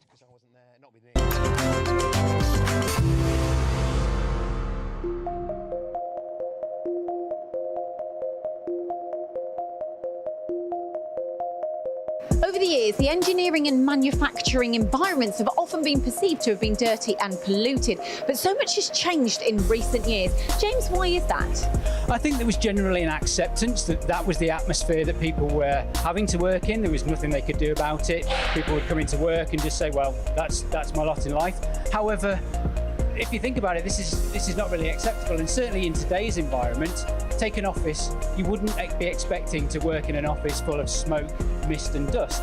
People would be walking out, and people are thinking, well, hold on, well, I shouldn't have to do the same in a manufacturing environment. And people want a cleaner place to work. And how are you managing to do this?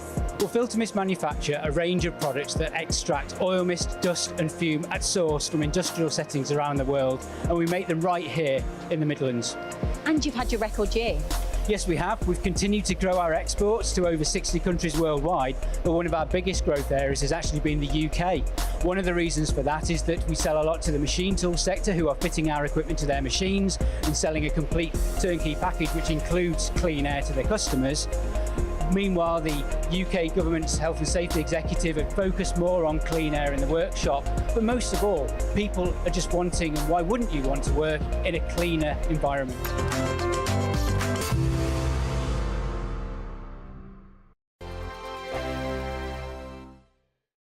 Good afternoon, Britain. Good afternoon, Britain. Join us, Tom and Emily, To find out what's happening in the heart of Westminster. and why it matters to you. Weekdays from midday, we bring you the most compelling stories from across the United Kingdom. And from your doorstep to our inbox, That's right, we want to hear from you. GB News. Britain's news channel. When the news happens, it happens here. And really important breaking news. Breaking news this morning. On TV, radio and online, the news starts here on Britain's Newsroom. All the biggest stories and the answers that you need from across the UK and beyond. Join Britain's Newsroom from 9:30 on GB News. The People's Channel, Britain's news channel. Patrick Christie's Tonight. Weekdays from 9 p.m. We have let Islamist extremism into Britain, we've let it fester, and now we've let it win. Our absolutely spineless surrender merchant political top brass are rolling over while government ministers wear stab vests and quit their jobs in fear. Veteran Tory Minister Mike Freer has had death threats from Islamists as well as an alleged arson attack on his office. The motive there has still not been established. He's standing down because he doesn't want to die. I cannot emphasise how important this is. A minister of the government is quitting his job because he doesn't want to be killed by a lunatic jihadi. And our Prime Minister has said absolutely nothing. Nothing. A spokesman for Rishi Sunak said he was saddened. Is that it? Our Prime Minister should have been out on the steps of Downing Street saying that we will not be intimidated. We will not let this continue. Enough is enough. What does he do instead? He tweets about XL bullies. Yeah, fantastic. Where's Keir Starmer on this? Well, he's conducting focus groups on how to get the Muslim vote back, so he's hardly going to come out all guns blazing, is he? Ed Davey? Well, there's no way a Liberal Democrat leader would come out and admit that his ideology has helped turn Britain into a poster nation for multicultural failure.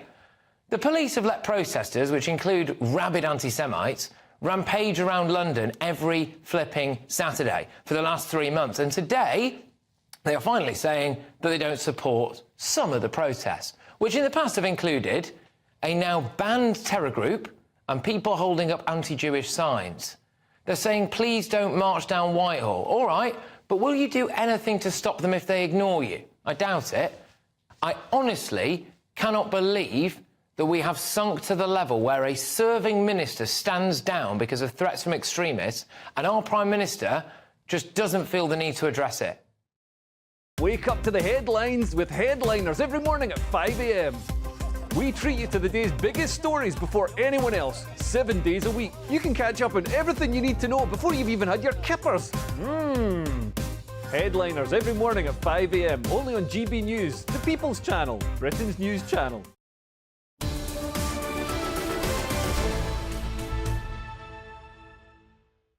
Spoken proud, the top boss of the BBC says that being progressive and diverse is something to be proud of.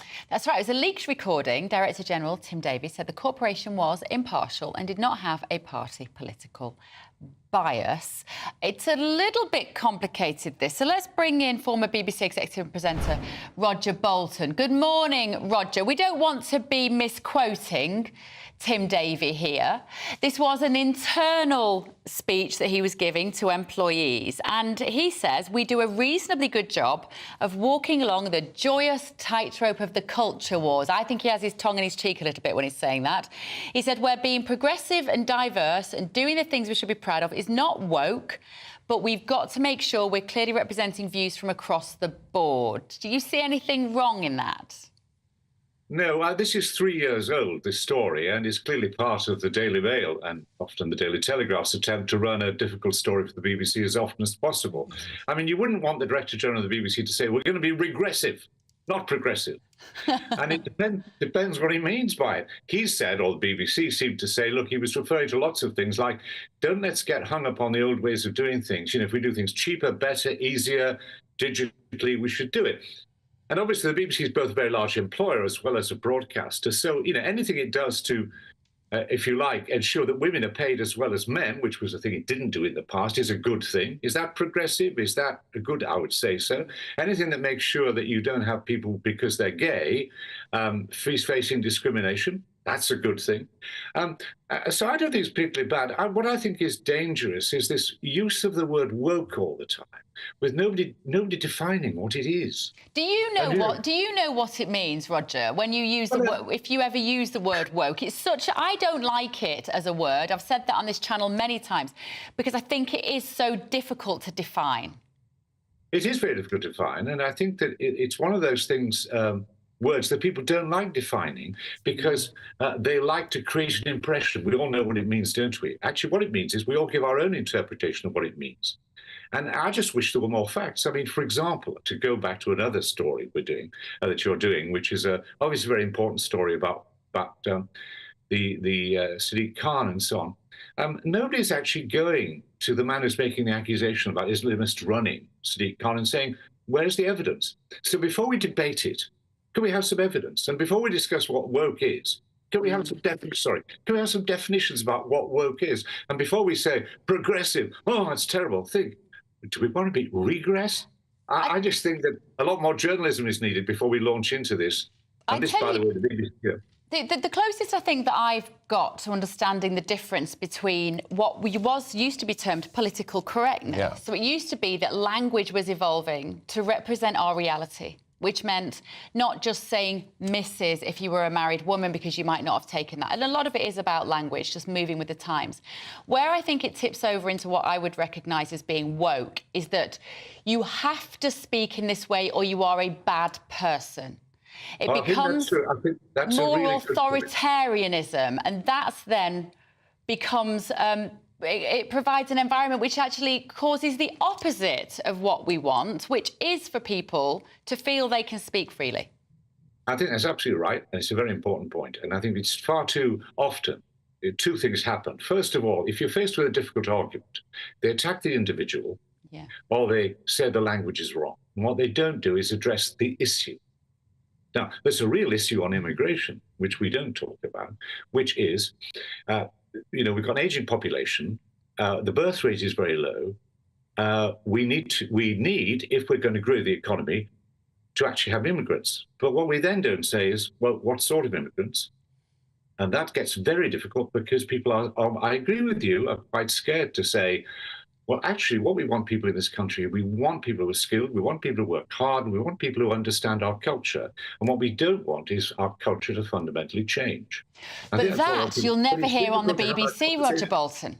Oh, you do? You don't hear that on the BBC. You'll never hear that on the Today programme. You'll never hear... If somebody said that on Question Time, the shrieks of outrage, the pearls that would be clutched at that moment in that audience. Nobody would say on your show, let me put it the other way, nobody would say on your show, or rarely, that actually, Brexit, which was supposed to deliver a reduction in immigration, hasn't, that actually what we've seen is a lot of European people who worked very hard in this country go away, and that actually what we've seen a very considerable increase in people from the third world and elsewhere, and a lot of them refugees deserve to be here. But actually, the people who voted for Brexit have got the immigration they didn't want.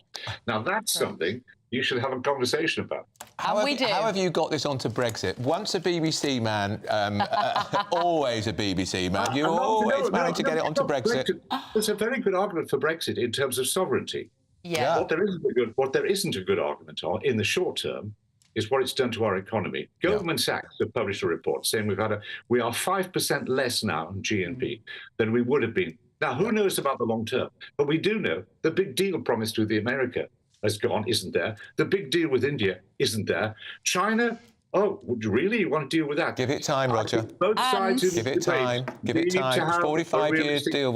We were in that relationship for 45 years, being told what to do by 27 countries. I'm still glad we Brexited. Roger, we've got to go. Right. Thank you so much. But also the issue, thank you, always nice to see you, great to hear your thoughts. Also, it's about the young people that aren't working, and we're going to be talking about that in just a moment. The young British-born people who... And there is more work for them because of Brexit, because we don't have that such a big flood of cheap imported labour, which is why the Confederation of British Industry was so anti-Brexit. Right, there are angry scenes on the streets of Brussels this morning. Farmers are setting fire to piles of tyres. There's also a farming scandal that took place here in Britain over the weekend. Don't miss it. You're with Britain's Newsroom on GB News. We'll explain all in a minute. Wake up to the headlines with headliners every morning at 5 a.m. We treat you to the day's biggest stories before anyone else, 7 days a week. You can catch up on everything you need to know before you've even had your kippers. Headliners every morning at 5 a.m. only on GB News, the People's Channel, Britain's news channel. Good afternoon, Britain. Good afternoon, Britain. Join us, Tom and Emily, To find out what's happening in the heart of Westminster. and why it matters to you. Weekdays from midday, we bring you the most compelling stories from across the United Kingdom. And from your doorstep to our inbox. That's right, we want to hear from you. GB News, Britain's news channel. Martin Daubney, weekdays from 3 p.m. You have a president in President Biden who's not enforcing the law that was passed by Congress. President Obama, criticize him or not, actually enforced the law and was deporting people that had crossed illegally. Of course, President Trump enforced the law and improved the law to make sure that and worked with Mexico to have the Remain in Mexico policy. Biden has abandoned federal policy. In fact, he's deliberately trying to let in as many immigrants as possible. More for the Democrats, more is better and less is racist. Just astonishing. And the statement that Greg Abbott put out is really feisty stuff. He said the federal government has broken the contract between the United States and the state of Texas. And the eye numbers, Greg, are simply eye-watering. 6 million illegal immigrants have crossed our southern border in just 3 years, Governor Abbott says. That's more than the population of 33 states in the United States. Astonishing numbers. And Martin, that's just Texas. If you add Arizona and other border states, you know, it's pushing 10 million. By the end of Biden's term, it'll be 11 million.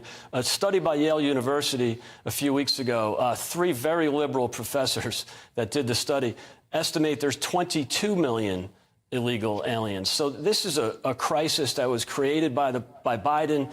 It's what he wants. They want unfettered access to the border. They're letting them in. It's a real hardship on the working people of Texas and other border states. And now it's a real hardship on cities that the federal government, as well as the governors of Texas and other states, are sending some of the migrants to those so-called sanctuary cities. Every Sunday from 11, join Michael Portillo. There will be topical discussion, looking at the week before and the week to come. So kick back and relax at 11 a.m. on Sundays on GB News with me, Michael Portillo. GB News, the People's Channel, Britain's news channel.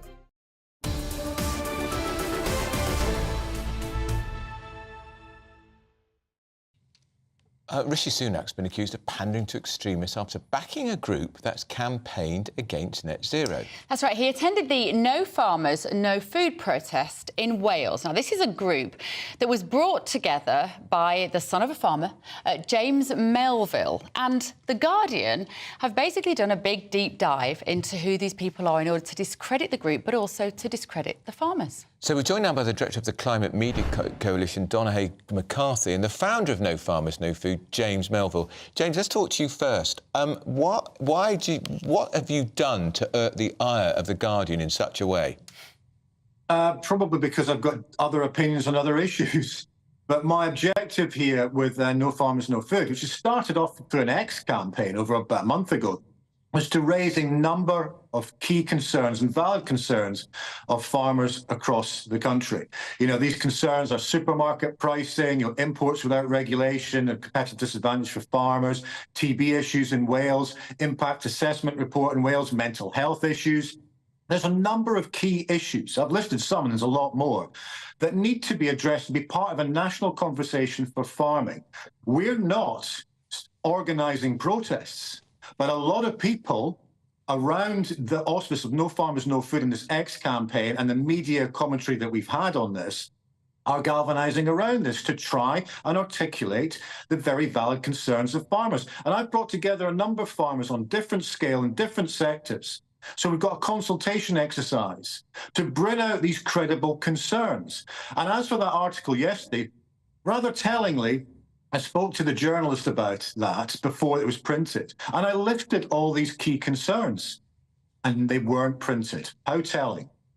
And instead, James, they said you and the No Farmers, No Food group are conspiracy theorists, which is the lazy go-to write-off, isn't it, personally, for anybody that seems to have any particularly strong opinions that particularly the left don't like at the moment. Donaghy, let me bring you in. Surely these farmers have genuine concerns, and to weaponise this debate in a political way like this, as The Guardian did yesterday, it's not right, is it? Well, actually, I agree with James, actually, on that there are serious issues on farm pricing and cheap import food. The real challenge is how do we actually get fair prices for farmers and ensure consumers don't add to cost of living crisis for consumers? I think that's a conundrum we have, as a society, have had difficulty confronting. However, as about politicising this issue, I mean, the Prime Minister going to this small protest was absolutely extraordinary. He's basically protesting against the Welsh government's consultation on replacing the European Union payment system with a system of rewarding farmers for taking action to protect their soil, to protect nature and protect climate, which the government has signed up to internationally. So I don't understand what Sunak is doing in Wales, protesting against his own policies. Well, he's trying to score political points, isn't he, Donaghy? Because the Welsh, we know that on Wednesday there's going to be tractors descending on Cardiff because farmers are so unhappy with the way the Welsh government is treating them, particularly with the drive to net zero and making them more trees and more rewilding and taking production land out of service. Now, there's an opinion poll just came out last week on farmers across Europe, and they don't agree with some of the protests taking place in Brussels or it will be taking Cardiff. Farmers understand if there's no climate, there's no farming. This winter, Andrew, the farmers across England are in desperate trouble because of flooding. Some farms are 5 meters deep in water, and we're looking at a 25 to 30% loss in our crops, some of our crops this winter, which will add to food inflation. Farmers understand we have to take action on British soil. We're facing a soil crisis in Britain. The government has said that some of our soils have only 40 crops left. We've lost 85% of the soils in East Anglia. And what the Welsh government is trying to do is to take action to deal with this flooding and to deal with this soil protection and deal with the wildlife crisis. Wales is the most wildlife-deprived nations on earth, and 5% of its economy comes from tourism, and we need the wildlife for tourism as well. James, let me bring you back in. It's such a tricky issue. It's got to be about the balance. It's got to be frank debate, and just writing off No Farmers, No Food as a bunch of conspiracy theories is just lazy on the Guardian's part. It is completely, because the individuals involved are some of the most credible individuals within the farming industry. And it hasn't actually been easy to get a sort of broad consortium of opinions. And the information that we're putting out and the amplification is all around the key points of which I've mentioned that affect the farming industry. You know, flooding is another perfect example of that, and the cuts to the Environment Agency. But there has to be a discussion, if you look at in Wales, about all aspects of bad government policy in the round. And one of the aspects the Welsh farmers are concerned about is the economic impact assessment report that suggests that current government policy in Wales would mean over 5,000 jobs lost in the industry, possibly over 100,000 livestock, possibly 200 million lost to rural economies.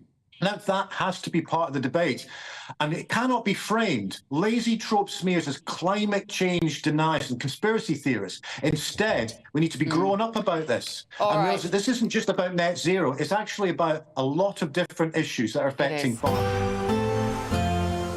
A brighter outlook with Box Solar, sponsors of weather on GB News. Hello there, good morning to you. I'm Jonathan Vaughtry here with your GB News weather forecast provided by the Met Office. It is quite a nice, fine start to the week for many of us, and that is thanks to this ridge of high pressure that has begun to topple its way in across areas of the UK. In the far southeast, though, we do still have low pressure lingering on first thing, so there is still some rain for the likes of East Sussex and Kent, and it could take into the afternoon for that to properly clear its way off. But elsewhere, a good number of sunny spells. Quite a brisk northeasterly wind coming in off the North Sea. That is going to make it feel quite cold. We'll start pushing in some showers for northeastern areas of England and eastern Scotland as well. So whilst it will feel cold, temperatures on the thermometer, though, generally between 7 and 10 degrees Celsius. A fine end to the day for many of us as well. Some clear intervals. Underneath that, temperatures will begin to plummet their way off. So certainly some frost and patchy fog developing tonight, particularly for central eastern areas of Wales and England. Temperatures will actually rise into the second half of the night for Northern Ireland and northwest Scotland, as we see the winds begin to strengthen and the rain begin to arrive later on in the night. We'll then watch as this band pushes its way southeastwards over the course of the day, falling as snow over the highest mountains of Scotland, but the band will tend to break up, turn lighter and patchier as we head throughout the day to the far southeast, staying dry for most, and will turn brighter in the northwest later on as well, with some sunny spells and scattered showers. Temperatures again generally between 7 and 10 degrees Celsius. We hold on to a fairly changeable and unsettled theme throughout the rest of the week as well, so do prepare for further rain at times. Bye-bye. That warm feeling inside from Boxed Boilers, sponsors of weather on GB News.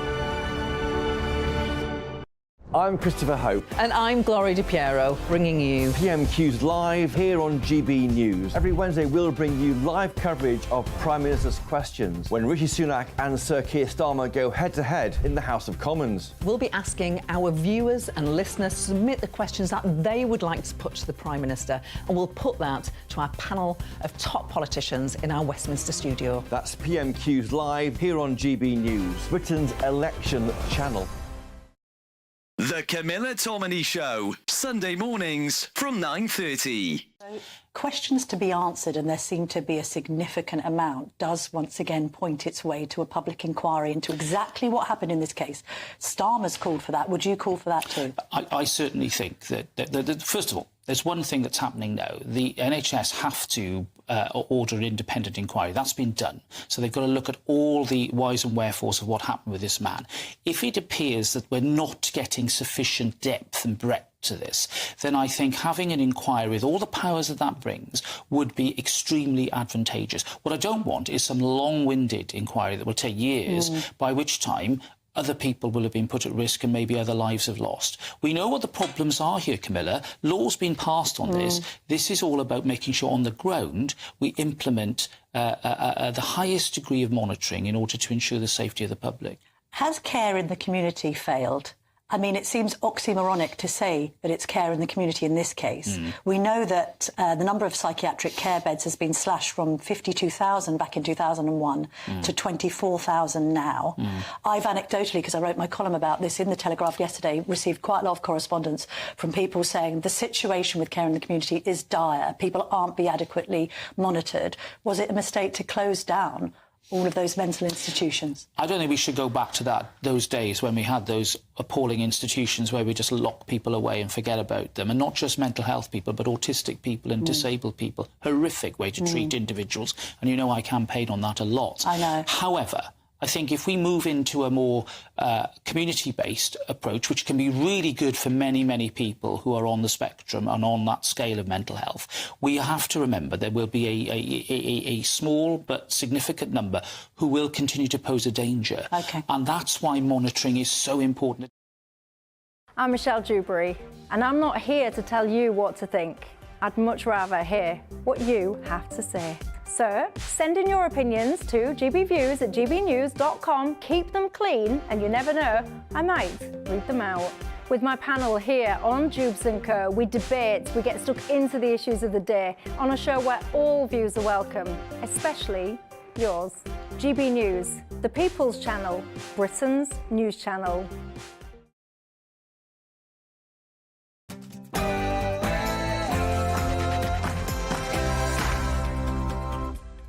11 a.m. on Monday, the 26th of February. This is Britain's Newsroom on GB News with Andrew Pearce and Bev Turner. Thank you for joining us this morning. So, unacceptable and wrong. That's the Prime Minister's response to Lee Anderson's comments about the London Mayor.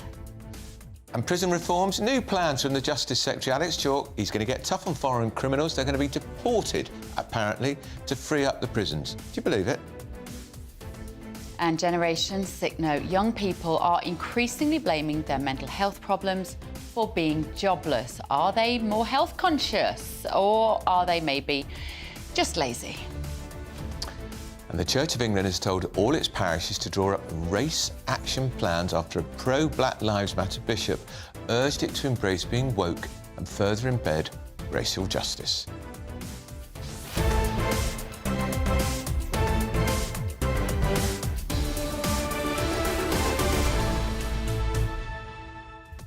I'll tell you about that bishop. It's a she. She was the first female black chaplain to the House of Commons under Speaker John Bercow. Doesn't that tell you all you need to know? The most woke, the most irritating, intensely worst speaker we've ever had, and that's who she is. Well, that doesn't make her. I mean, that's an amazing achievement. Yeah. To become the first But a race female action black. plan for the church, what do they need that for? What's it for? Why don't you just get some bums on seats? Bums on pews is the proper expression in the church.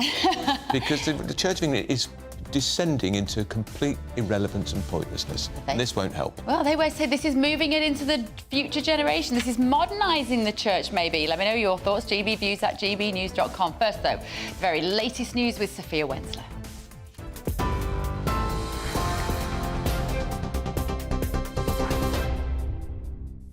Bev, Andrew, thank you. It's 1 minute past 11. I'm Sophia Wensler in the GB Newsroom. The Prime Minister says comments made by the former Deputy Chairman of the Conservative Party weren't acceptable and were wrong. Rishi Sunak denied that his party has Islamophobic tendencies as he comes under increasing pressure to speak out against Lee Anderson. It's after Mr Anderson suggested that Islamists had got control of the Mayor of London during an interview on GB News. He had the whip suspended after refusing to apologise for the comments. The London Mayor accused Mr Anderson of pouring fuel on the fire of anti-Muslim hatred, but also criticised the Prime Minister for failing to explicitly condemn the comments. The North and the Midlands are to receive billions of pounds worth of investment in public transport as the government outlines plans to redirect funds from the cancelled northern leg of the HS2 rail project. It's understood the money will be used to expand mass transit systems, refurbish rail and bus stations and repair potholes. It will be up to local councils to allocate the funds, though it's not expected to be made available until April next year, months after the next general election. The Mayor of Greater Manchester, Andy Burnham, dismissed the plan, saying the money had already been promised 10 years ago. But Transport Secretary Mark Harper says the government is empowering local communities. 2.5 billion for the North, 2.2 billion for the Midlands. That money is going to local councils.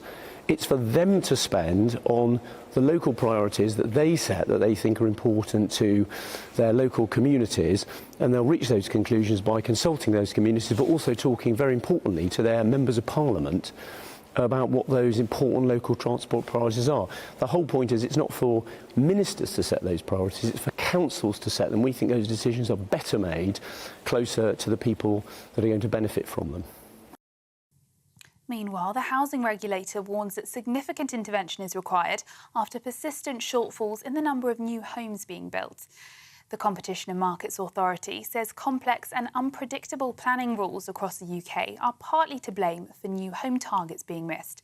It's also raising concerns over the quality of new build housing, with developers often focusing on price rather than the needs of a particular area. And there'll be an investigation after evidence was found suggesting that 8 house builders may be sharing commercially sensitive information. Meanwhile, Sir Keir Starmer says his party will deliver what he called a future built in Britain by Britain if Labour wins the next election.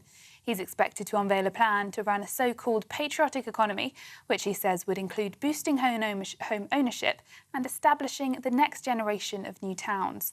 Housing Minister Lee Rowley described the plan as empty, but Chair of the Labour Party, Annalise Dodds, told GB News, she says, it's the change that Britain's economy needs.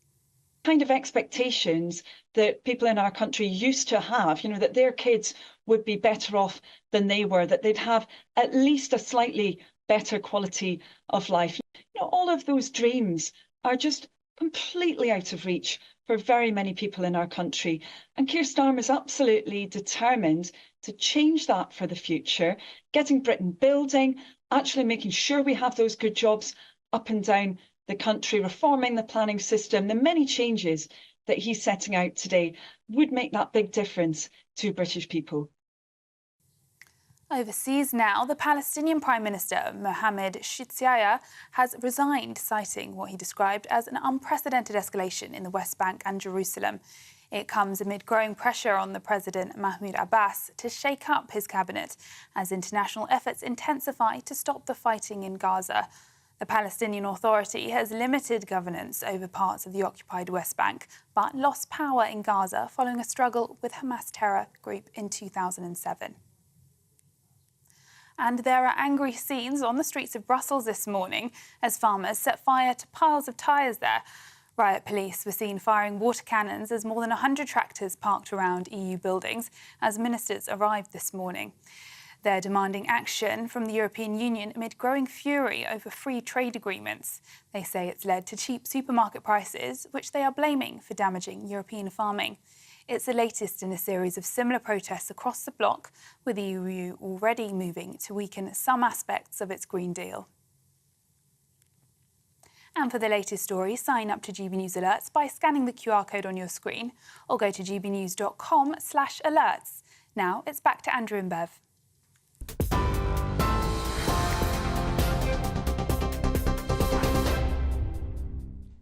Time is now 11:06. You're with Britain's Newsroom on GB News with Andrew Pearce and Bev Turner.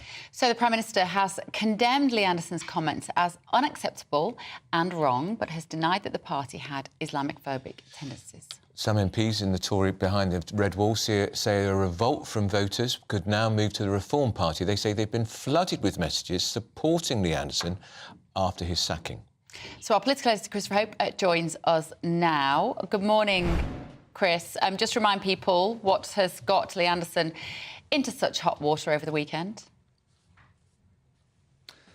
Yes, very briefly. Morning, Bev. Morning, Andrew. He made some remarks on Friday night on GB News, saying that, or alleging that the Met Police have been subject to a Islamist takeover, that they were now in control of policing. He was upset about the projection of anti-Israel chants onto the Big Ben Tower on Wednesday. He made those remarks there were then complaints from some Tory MPs. Sajid Javid, the former Tory Chancellor, was one who was said to have complained, and by Saturday lunchtime he had been suspended as an MP. Now, we now know a bit more about what happened, suspended as a Tory MP, forgive me, and we now know a bit more of what happened. He actually had refused to apologise to CCHQ, and that's why he had the whip removed. Now, he's released to GB News just now a full statement that he had planned to release on Saturday, but didn't, because he was told it wasn't sufficient. It didn't say sorry. I'm going to read it out in full now for you, and it will also be on GB News' website, and you'll see it there. So the statement says, "I made some comments yesterday, Friday, that some people thought were divisive." He goes on, "Politics is divisive. I'm just incredibly frustrated about the abject failures of the Mayor of London, Sadiq Khan. Khan called for an immediate ceasefire weeks ago with no conditions, while the hostages are still being held there at gunpoint by a terrorist organisation," and he's talking about Hamas in that line. "Hundreds of people have been arrested for racial abuse on these marches, and we barely hear a peep from the mayor. If these marches were about something less fashionable, Sadiq Khan would have been the first to call for them to be cancelled. It's double standards for political benefit. Sadiq Khan is failing London across the board," says Lee Anderson, "on transport with ULEZ and the strikes which he pledged to end, on knife crime and violence against women and girls. The list is endless." He goes on, he's more interested, that Sadiq Khan is more interested in virtue signalling to his trendy lefty mates by renaming train lines. He's referring there to London Overground network, with some new lines being renamed there, and street signs at a cost of millions of pounds, rather than delivering for our capital city, which should be the greatest on earth. Seeing the words "from the river to the sea" on the Elizabeth Tower that houses Big Ben made me feel sick to the pit of my stomach, he says. Khan has stood by and allowed our police to turn a blind eye to the disgusting scenes around Parliament. It's not my intention to upset anyone. I believe in free speech, and I have 100% respect for people of all backgrounds. The vast majority of Muslims are not Islamists, in the same way the vast majority of Christians are not conservatives or socialists. The vast majority of our Muslim friends in the UK are decent, hard-working citizens who make an amazing contribution to our society, and their religion should not be blamed for the actions of a tiny minority of extremists. And just finally, he concludes, "My words may have been clumsy, but my words are born out of a sheer frustration at what's happening to our beautiful city. We've got to get Khan out at the elections in May." Now, I've gone to Sadiq Khan for a comment. He's now got that statement, and we'll bring that to you as soon as we get it here on GB News. And you'll see the full statement plus other remarks on gbnews.com right now. And Chris, just to be clear, that was a statement he wanted to release earlier, and Tory Central Office didn't want him to put it out. Is that right? That's correct. He drew up that statement. He sent it to CCHQ. It was deemed to be not enough because he wasn't saying sorry to Sadiq Khan. Now, I've talked to him briefly this morning. He's told me this morning the following. He says, this is Lee Anderson telling GB News today, if you're wrong, apologising is not a sign of weakness, but a sign of strength. But when you think you're right, you should never apologise, because to do so will be a sign of weakness. So to be absolutely clear, Andrew and Bev, he is not apologising. He refused to apologise. He wrote a statement explaining what he meant, saying he's not racist, he's not anti-Muslim, he has lots of friends who are Muslim, but he's got a problem with Sadiq Khan, and it's a political problem about how the Met is policing here, and the fact that, as he says it, Sadiq Khan doesn't speak out against those remarks. He thinks he should do, and that's the debate we're having. Again, we'll bring the remarks that Sadiq Khan is making as soon as we get them in response to this. OK. Right, that's Chris. So we said this earlier. Thanks, Chris. It's the language he used of Islamist. He says it was clumsy. He blundered, didn't he? If he'd used a different word, possibly. But what he says about Sadiq Khan, I agree 100% with. He's failed this capital city 100%. What he says in that statement there, just to be clear, as opposed to saying that he was being controlled by Islamists. Yeah, I think that's he's what you not mean. repeated that. And I would have liked him to elucidate a little more on what he meant by the fact that he thinks that Sadiq Khan has handed London to his friends, or kind of there was some suggestion of nepotism. He doesn't really elaborate on that. No. But let's speak now to Mohammed Amin, former chairman of the Conservative Muslim Forum and now a grassroots Lib Dem campaigner.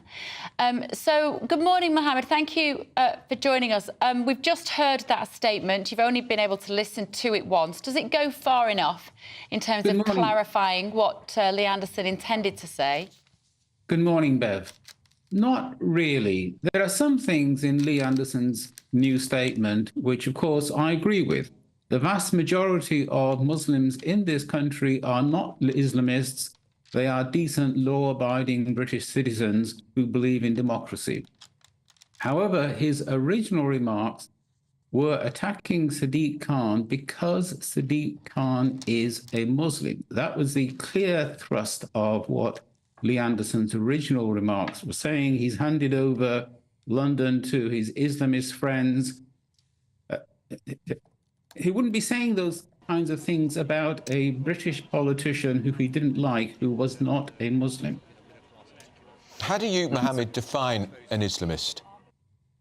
Islamism is a modern political ideology developed in the 20th century which seeks to say that Islam is inherently a political religion. It was developed by two people in Egypt, by Hassan al-Banna, who was the founder of the Muslim Brotherhood, and in the Indian subcontinent by somebody called Maududi, who was the founder of the Jamaat-e-Islam. The important thing to understand is that Islamism is a brand new, radical interpretation of Islam.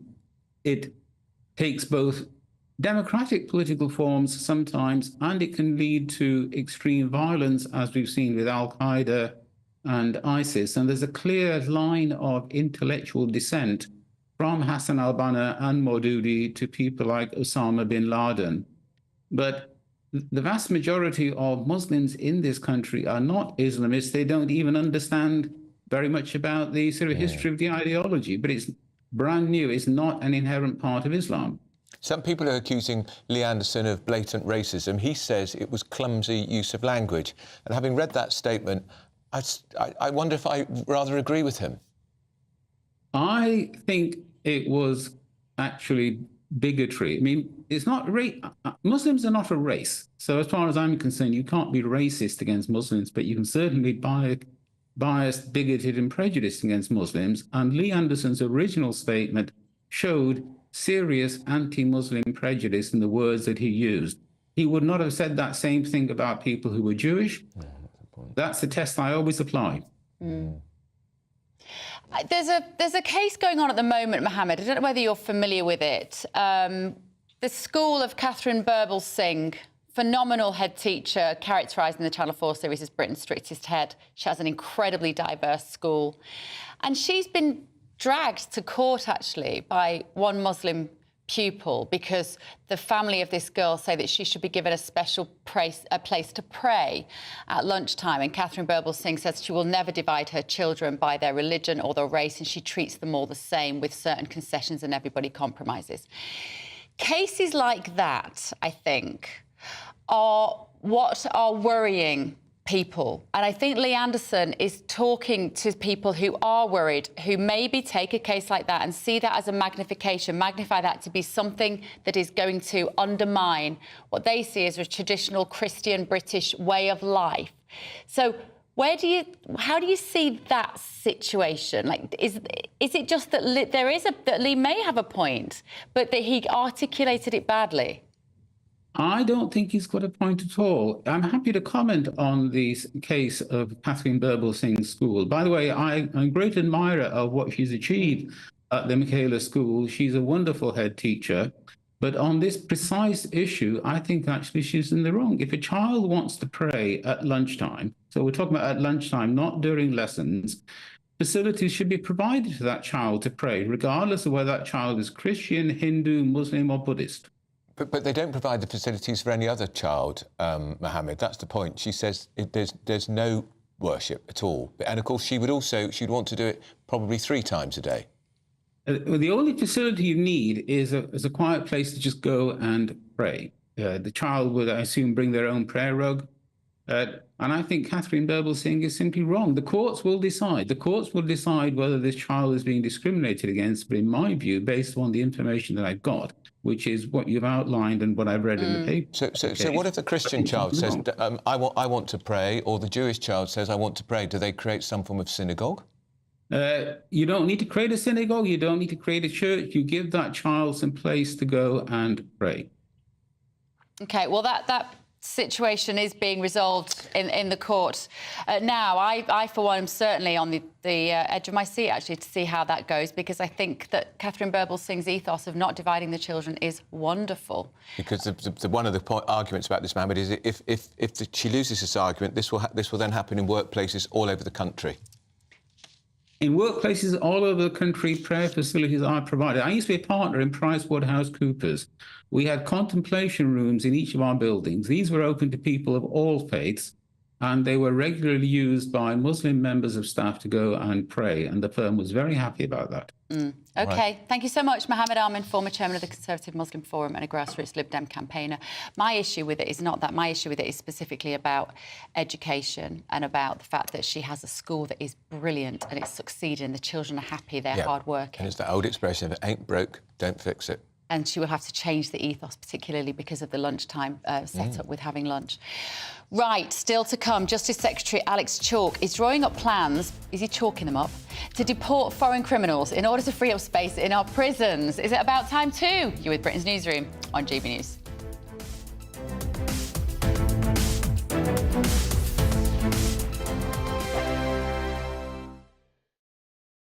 I think the most exciting bit for me is talking to people. People who I think are ignored often by the major news channels. We're going to give news they want to hear. There's a voice there that needs to be heard. I think there's a chance here for a diversity of opinion to be expressed, which you don't find elsewhere. It's really exciting. We don't hold back. We're free to say how decisions that are taken here affect us all around the country. Only on GB News, the People's Channel, Britain's news channel. Good afternoon, Britain. Weekdays from midday. Elon Musk has announced that the first patients to receive a groundbreaking brain implant from Neuralink is recovering well. This is all a bit odd. The product, called telepathy, uses a robot to surgically place a computer chip in a region of the brain that controls movement. Yes, Elon Musk says that the first goal is to enable people to control a phone or a computer just by thinking.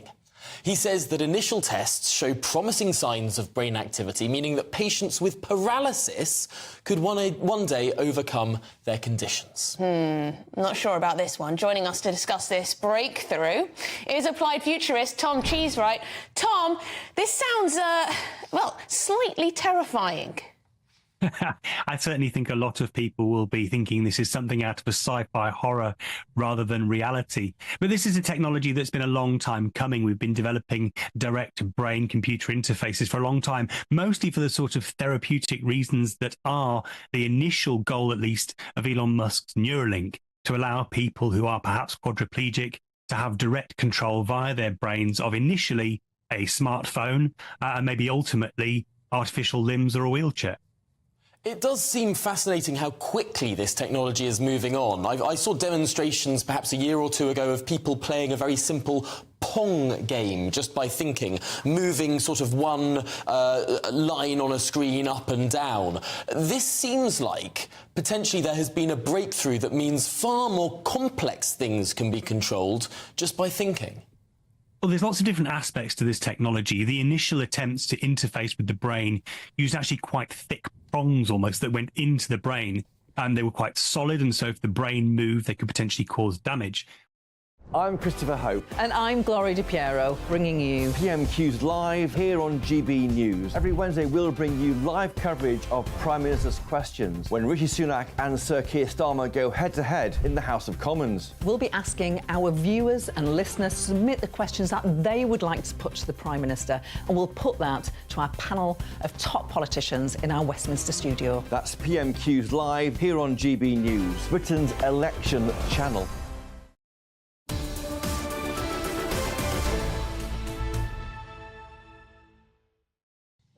Welcome back to Britain's Newsroom. It's 11:22. You have been getting in touch so much this morning. A lot of you in support of Lee Anderson. David saying it's a disgrace that English people aren't allowed to have freedom to voice our opinions without being called racist. Martin, I don't believe his comments were Islamophobic. He's just saying what a lot of people are thinking and saying. The police stand well back when the Palestinians know that they can't control Hamas and are being dominated by this terrorist organisation. The mayor has double standards. What more has to be seen? And I do think what happened at Big Ben last week was shameful. The police stood by it and said no laws being broken. Yeah. Disgusting. A really, really anti-Semitic thing projected. Yeah, lots of you saying, I was unsure whether to vote Tory or Reform in the next election. Since the suspension of Lee Anderson, I am in no doubt it is Reform for me. If the Red Wall Tories have any sense, they will all cross to the other benches and join Reform. What a force they would be. Lots of you getting in touch along those lines. Right, we're back in the studio with Matthew Larzer and Emma Wolfe are with us. Hello, both. Right, Hello we're going to talk about this, about Sick Note Britain. People in their 20s are more likely to be out of work, Emma, due to ill health than people in their 40s. What's going on? Well, it's mental health. What is going on? It's mental health issues. I mean, this is really sad, but it's also absolutely inevitable when you have a generation who are basically staring at their screens and not interacting with other people. But worse than that, when you pathologise every human experience, every human emotion, you end up with people aged 18 to 24 when they should be working, they should be talking to other people, they should be in the workplace, learning what interests them, what they're good at, all of that. When you tell them that anxiety is abnormal, that depression needs a label, that loneliness is an issue, then they go off sick and they become, and then the more you're off work, the more you don't do anything, the more anxious and depressed and lonely you get. And I say this with sympathy and with empathy and with genuine sadness that people, such a waste of our young people, actually, and so many of them are talking about their anxiety disorders. So many, you know what? We were all like that as teenagers. Of course, it's tough. It's called getting old. Life's tough. Teenage years. And days are bad. And then you have a good day. Relationship breaks up. And these kids are getting antidepressants. That's the really They're being put on antidepressants. They're being signed off sick. Yeah. And when you lose those crucial years, and I'm not unsympathetic about it. It sounds horrible, but you've got to just get on with it. You've got to pull your socks up and get on with it. And does the bank of mum and dad enable them to do this? Yes. No idea. Well, see, isn't that the point? I've never had a bank of mum and dad, and I have no idea. Because I think we all assume this was about students, as in university students, the people that are often sort of coming for a lot of stick, but actually it's not. This new study today has found that it's the most likely to be affected are young people who are either at college or are not students, are not university students. So basically, the other 50% who are finding life tough. And I think sometimes, so what the report calls for is these services and support that are available in universities clearly are working because people are being less affected or being able to carry on. But colleges, FE colleges, where a lot of people go, don't have the same resources, aren't able to give students the same support. So what the report is calling for is there to be more support for people in colleges where they're getting trained in non-university degrees. An element of follow my leader here. He's got mental health. I must. Well, I'm not sure. I think peer pressure. You know, I think young people have had a very, very hard time over the last few years. I think the pandemic had a massive impact. Crucial age. Absolutely. Many of them were 13, 14, 15, and they were plunged into a couple of years of social isolation, of no education, you know, and of actually, being at it's home. the ones who are saying early Terribly 20s now, it's the ones who were, say, between 16, and so, 17, 18, 19. Because in those 2 years, those seminal years when they would have been having work experience, exactly, they would have been travelling but also with their friends. relationships. They were locked down, their development was atrophied, and now they are immature. Massively immature. Phobic of others. And just rudderless. Yeah, and I think that's particularly why this group's being affected, which are the non-university group. They didn't get to sit their GCSEs, they didn't get to sit their A-levels, yeah, they didn't get to sit their BTECs. Exactly. You couldn't go and do your, you couldn't go and do your FE course if you were training for the crucial skills of plumbing or whatever that we all need. But, people could still write, if you're doing English Lit, you can still read, read Jane Austen and write an essay.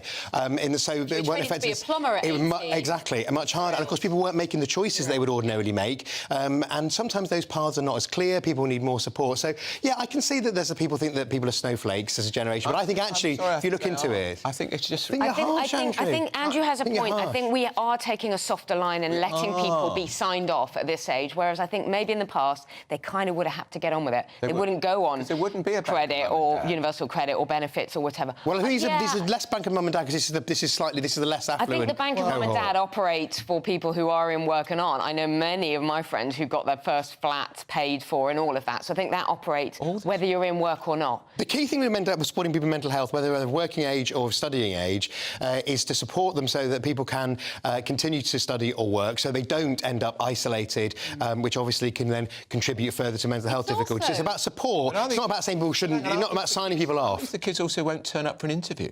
Yes. A job interview. What the hell is that about? Well, this is the mind-blowing statistic that 93% of 18 to 24-year-olds say that they've got a job interview that they can't be bothered going to. What? That I do not understand. It wouldn't have happened in our day. Well, it's ridiculous. Well, but I think it's part and parcel of this attitude amongst the young, like where you get text messages and they don't say who they are, they don't introduce themselves, they don't say that. Then I'm afraid there needs to be a better standard. Well, it's face-to-face interaction, isn't it? Because apparently calling somebody now is, rather than messaging them first to say, can I call you, is a microaggression. Did you know that? No, because it's ridiculous. Yeah. Well, this all comes from the internet and smartphones, doesn't it? What are they? What is it? They are frightened. Now, this is silly, but they are scared of interaction. They're nervous and they're often frightened.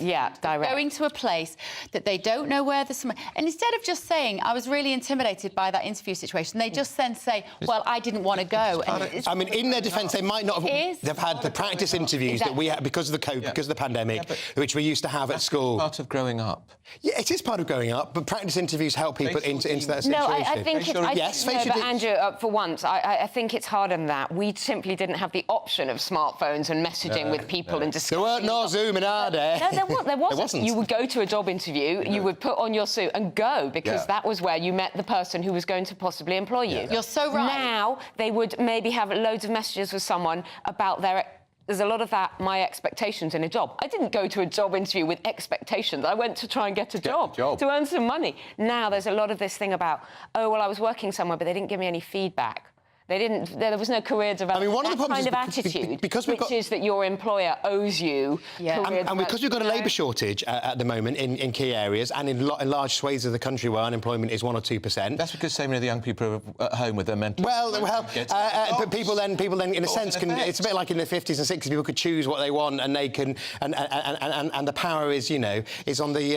is with Labour, not with the employer. And it's also partly because they see these influencers. They see these influencers who make a lot of money by just doing something virtual, literally creating. It might just be, I'm going to film myself making a smoothie. And when I will say to my girls, that's not a proper job, and they say, yes, but Mummy, she lives in a £3 million house in London because she's created and they haven't actually done more than it's not even a day's work, it's not an hour's work. And why then would you want to go stack shelves or work in an office or do something real? Isn't that silly influencer bubble going to burst? No. I don't think so, because no. of the online... Get yourself on TikTok, Andrew. Are you not on the TikTok? I'm on TikTok, Yeah. because somebody put me on it. I have no idea. No, unfortunately, that is the future, and sadly, we've got a generation stuck in the middle of this crossroads. Which is why we need What to do they ban do? smartphones for the under-16s. Couldn't agree more. Right, thank you, Emma. Thank you, Matthew. We've got to move on. We wanted Sophia to talk about Wensler, Mary very... Poppins. We did. We never got time to talk about Mary Poppins. Waiting for us. Here she is with the headlines.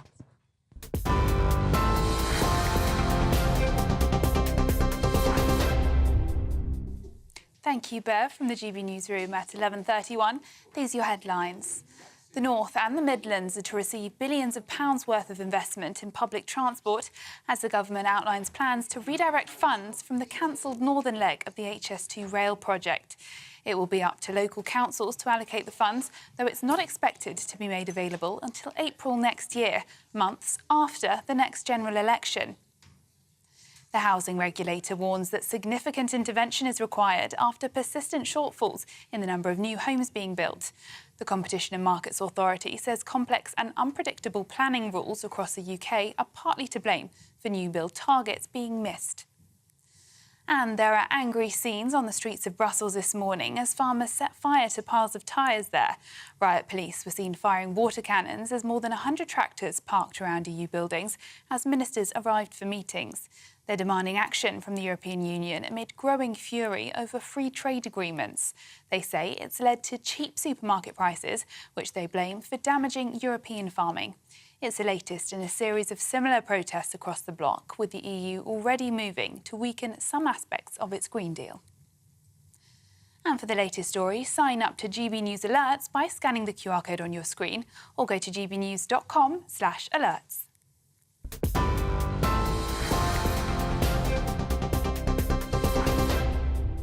For exclusive, limited edition and rare gold coins that are always newsworthy, Rosalind Gold proudly sponsors the GB News Financial Report. And here's a quick snapshot of today's markets. The pound will buy you $1.2687 and €1.1697. The price of gold is £1,600 and 68 pence per ounce, and the FTSE 100's at 7,683 points. Rosalind Gold proudly sponsors the GB News Financial Report.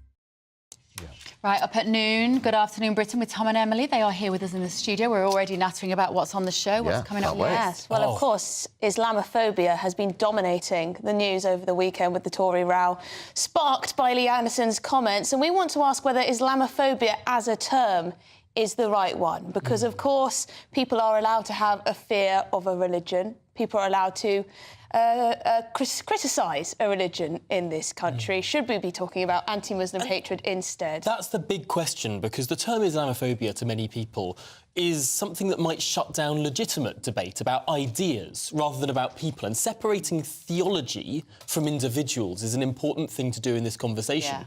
That's what Kemi Badenoch came out and said over the weekend, saying that in the Conservative Party, they don't use the word Islamophobia. They use the term anti-Muslim hatred, because that's about people, not ideas. The and you should problem be free is- to the- be blasphemic. The problem is, though, is that they do use those words interchangeably. You've had ministers on still using the term Islamophobia. So if you want to move towards anti-Muslim hatred, you have to consistently, as a party, use that term, and they don't as yet. And so I think that's very interesting, because you've seen Labour MP after Labour MP talking about Islamophobia, Islamophobia, Islamophobia. The definition of this term is hugely controversial. There was a whole debate over it when the APPG for Islamophobia were discussing the new definition. So where are we with that? Would Labour adopt a more severe definition well, the of Labour Party, Islamophobia? within its own party, adopts this controversial definition of Islamophobia. The Tories don't adopt that definition. The Lib Dems do adopt it. Most parties do adopt it. The Tories are somewhat alone in not adopting it. But it is interesting, because it does open this huge door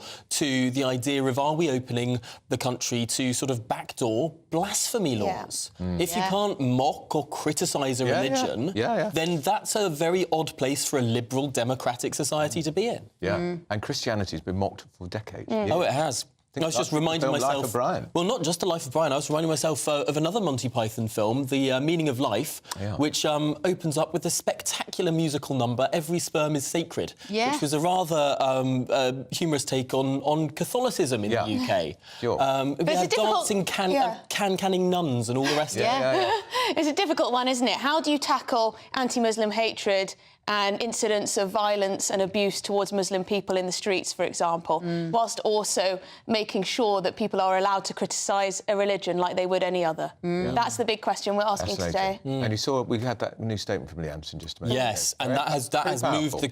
Really powerful statement. The statement he wrote on Saturday, but couldn't release because it didn't apologise to the Mayor of London. But now that he's not got the Conservative whip, he's speaking a lot more freely. That has certainly moved this conversation on. Absolutely. And we're going to be hearing a bit from the Prime Minister as well, perhaps responding to that statement in the next few hours. And am I right in thinking the Reform Party is wanting to get Lee Anderson on board? Imagine Richard trying Tice. to steal him. I think Richard Tice is in the studio with us tomorrow. We'll be asking him about that. Right, that's Emily and Tom this afternoon from 12 o'clock. Now, you are with Britain's Newsroom on GB News.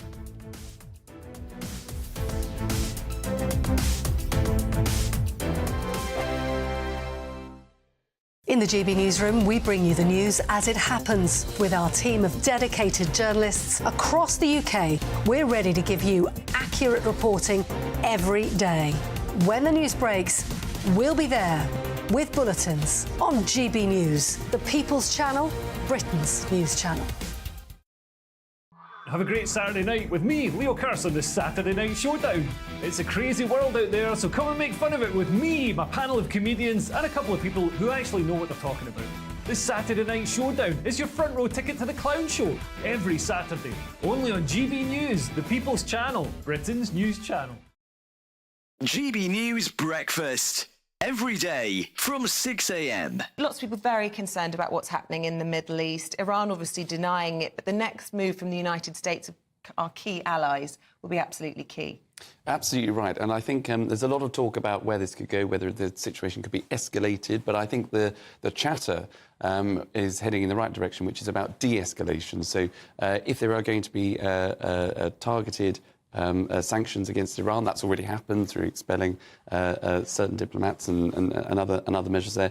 But you can do that without arm-to-arm combat at this stage. But I think the US will be weighing up all of its options. Antony Blinken obviously gave a press conference in the United States yesterday to say that, there will be a response from the US, but it'll be at their time and it'll be in the way in which they think is the most appropriate. So all eyes are now on the United States as to when it makes that move. Yeah, and it's fascinating, isn't it, how domestic politics plays so much into international politics. The States, they've got a presidential election this year. We've got a budget coming up. So all the noise, both sides. You've got Donald Trump saying, go a bit more hawkish, I suppose you could say, than President Biden. And here we've got all the generals. We've got the Secretary of State for Defence coming out saying, we need conscription, we need more cash.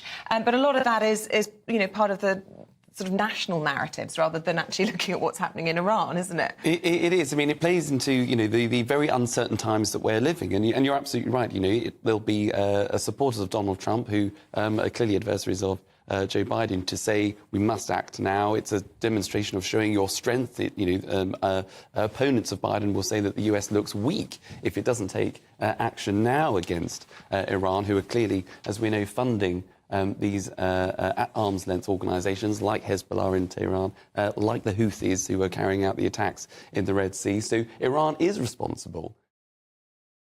Every Sunday from 11, join Michael Portillo. There will be topical discussion, looking at the week before and the week to come. So kick back and relax at 11 a.m. on Sundays on GB News with me, Michael Portillo. GB News, the People's Channel, Britain's news channel.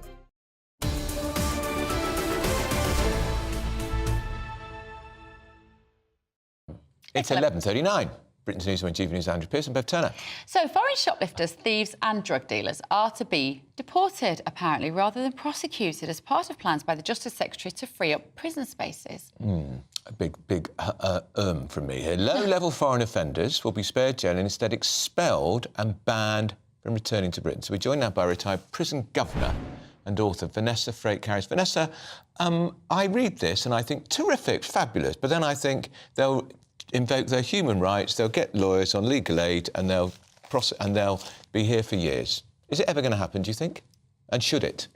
Good morning to you both.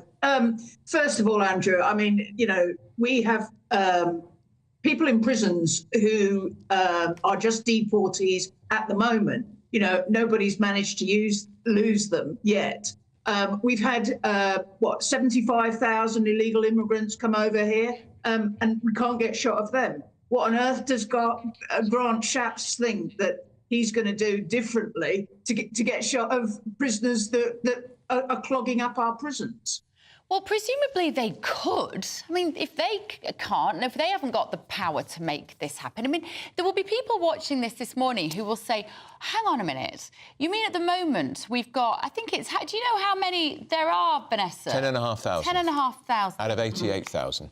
10,500 people who have committed crime here, who could have been sent back to their countries of origin, but instead of being housed at the taxpayer's expense. It seems extraordinary that we don't do this already. Well, yes, it does. But our prisons are full of people that shouldn't be in prison. You know, we've got foreign nationals, we've got people with mental health issues, we've got people who commit minor crimes being sentenced to extraordinary sentences. We don't invest in reducing reoffending. You know, every prisoner place costs around £47,000 per year. So, you know, all this government wants to do is be the party of law and order and lock people up. It doesn't want to invest in our prisons, invest in the structure of prisons. We've got prisons that aren't fit for purpose. You know, we've got staff shortages, high turnovers of staff. You know, the justice system on the whole needs a complete revamping. And I think it's very naive of Grant Shapps to think that, you know, he can just sort of wave a magic wand and suddenly all these prisoners are going to disappear. Because as you said, Andrew, you know, human rights will come into this. Every lawyer will be snapping at some deportees' heels, ready to fight their cause for them, costing us even more money in legal aid without actually addressing the problem. In the prisons you've worked in, Vanessa, do the foreign prisoners, are they completely integrated with everybody else, or do they, is it a bit like so-called multiculturalism? If you go to Bradford, there's a huge Muslim population, same in Tower Hamlets in East London. Do they stick together, or do you insist that they're integrated throughout the prison? No, they're integrated. Usually those that aren't convicted of an offence will be on a remand wing, because they have if they're just sort of here illegally and a deportee or a detainee, they'll be on a remand wing. If they're convicted of an offence, they'll be on a convicted wing, and the deportation order will take second place. But, you know, when I worked at Wormwood Scrubs, at one point, 70-80% of our prisoners out of 1,200 were foreign national prisoners. Good Lord. Good Lord. What was that number again? Sorry, Vanessa? Between 70 and 80% of the prisoners at Wormwood Scrubs, when I was there, were foreign national prisoners. And is there... couldn't write, couldn't speak English, couldn't communicate. So you're spending all of this time just getting through to them, you know, to communicate with them. And, you know... The fact that Grant Shapps just sort of is going to wave his magic wand about is fabulous, I think. It's no wonder people aren't staying in the prison service if you can't even communicate with 80% of the inmates.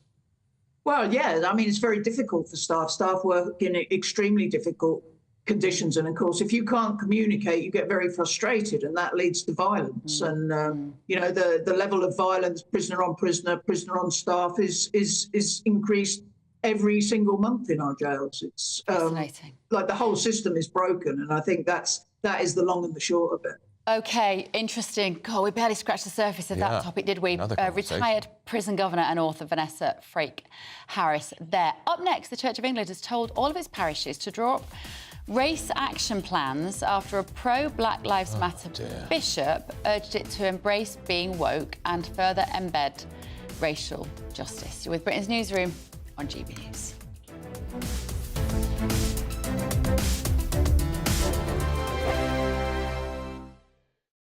I'm Michelle Dewberry, and I'm not here to tell you what to think. I'd much rather hear what you have to say. So send in your opinions to gbviews@gbnews.com. Keep them clean, and you never know, I might read them out. With my panel here on Jubes & Co, we debate, we get stuck into the issues of the day on a show where all views are welcome, especially yours. GB News, the People's Channel, Britain's news channel. Patrick Christie's Tonight. Weekdays from 9 p.m. Mike Freer joins me now. Mike, thank you very much for coming into the studio. Thank you for inviting me. Firstly, how are you?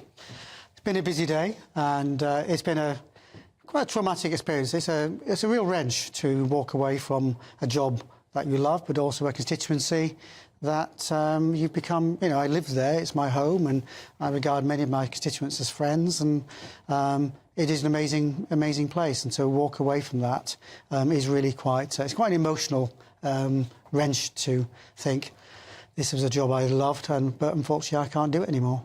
Can you talk me through the process? Because you mentioned about the alleged arson attack, etc., being the final straw, but this has been a really quite vile journey to get to this point. So what kind of threats have you had? What's that look like?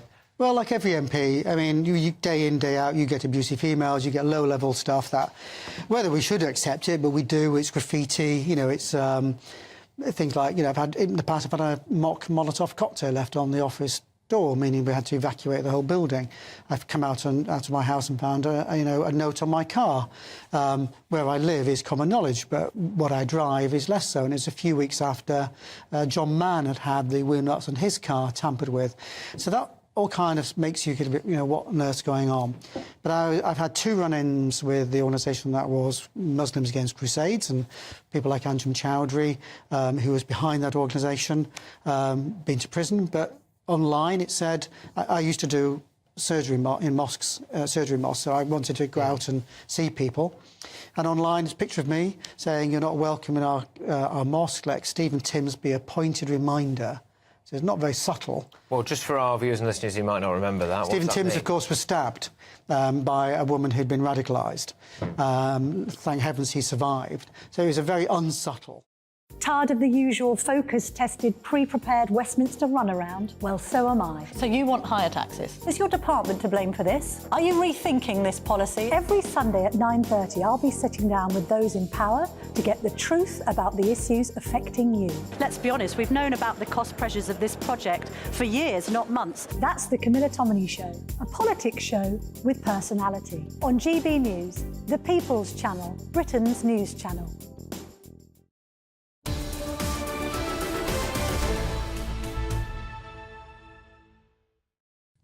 Now, coming back, that extraordinary figure, £47,000 a year to keep a prisoner behind bars.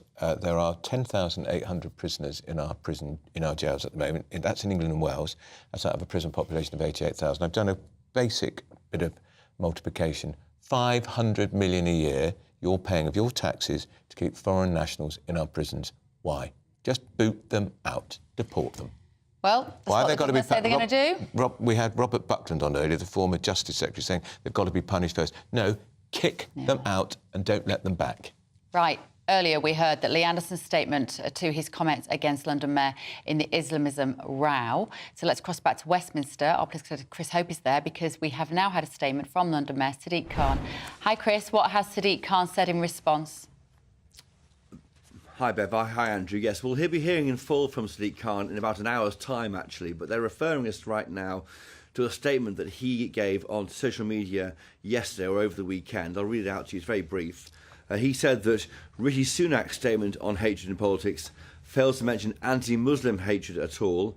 His deputy today refused to condemn Lee Anderson's racist and Islamophobic remarks.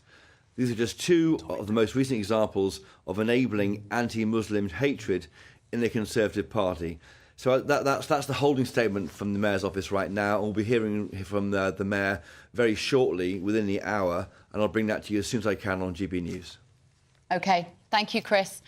Right, we've discussed this morning about the BBC being woke. What about the Church of England? Well, they've told all of its parishes to draw up race action plans after a pro-Black Lives Matter bishop, dear me, urged it to embrace being woke. So let's be joined now by social policy analyst Dr. Rakib Ehsan. Thank you for joining us, Rakib, this morning. Now, you could say that this is the Church of England moving with the times and encouraging people of all backgrounds to come in to the church and put bombs on pews in churches, as Andrew said earlier. Well, they need a few of them. What's wrong with that?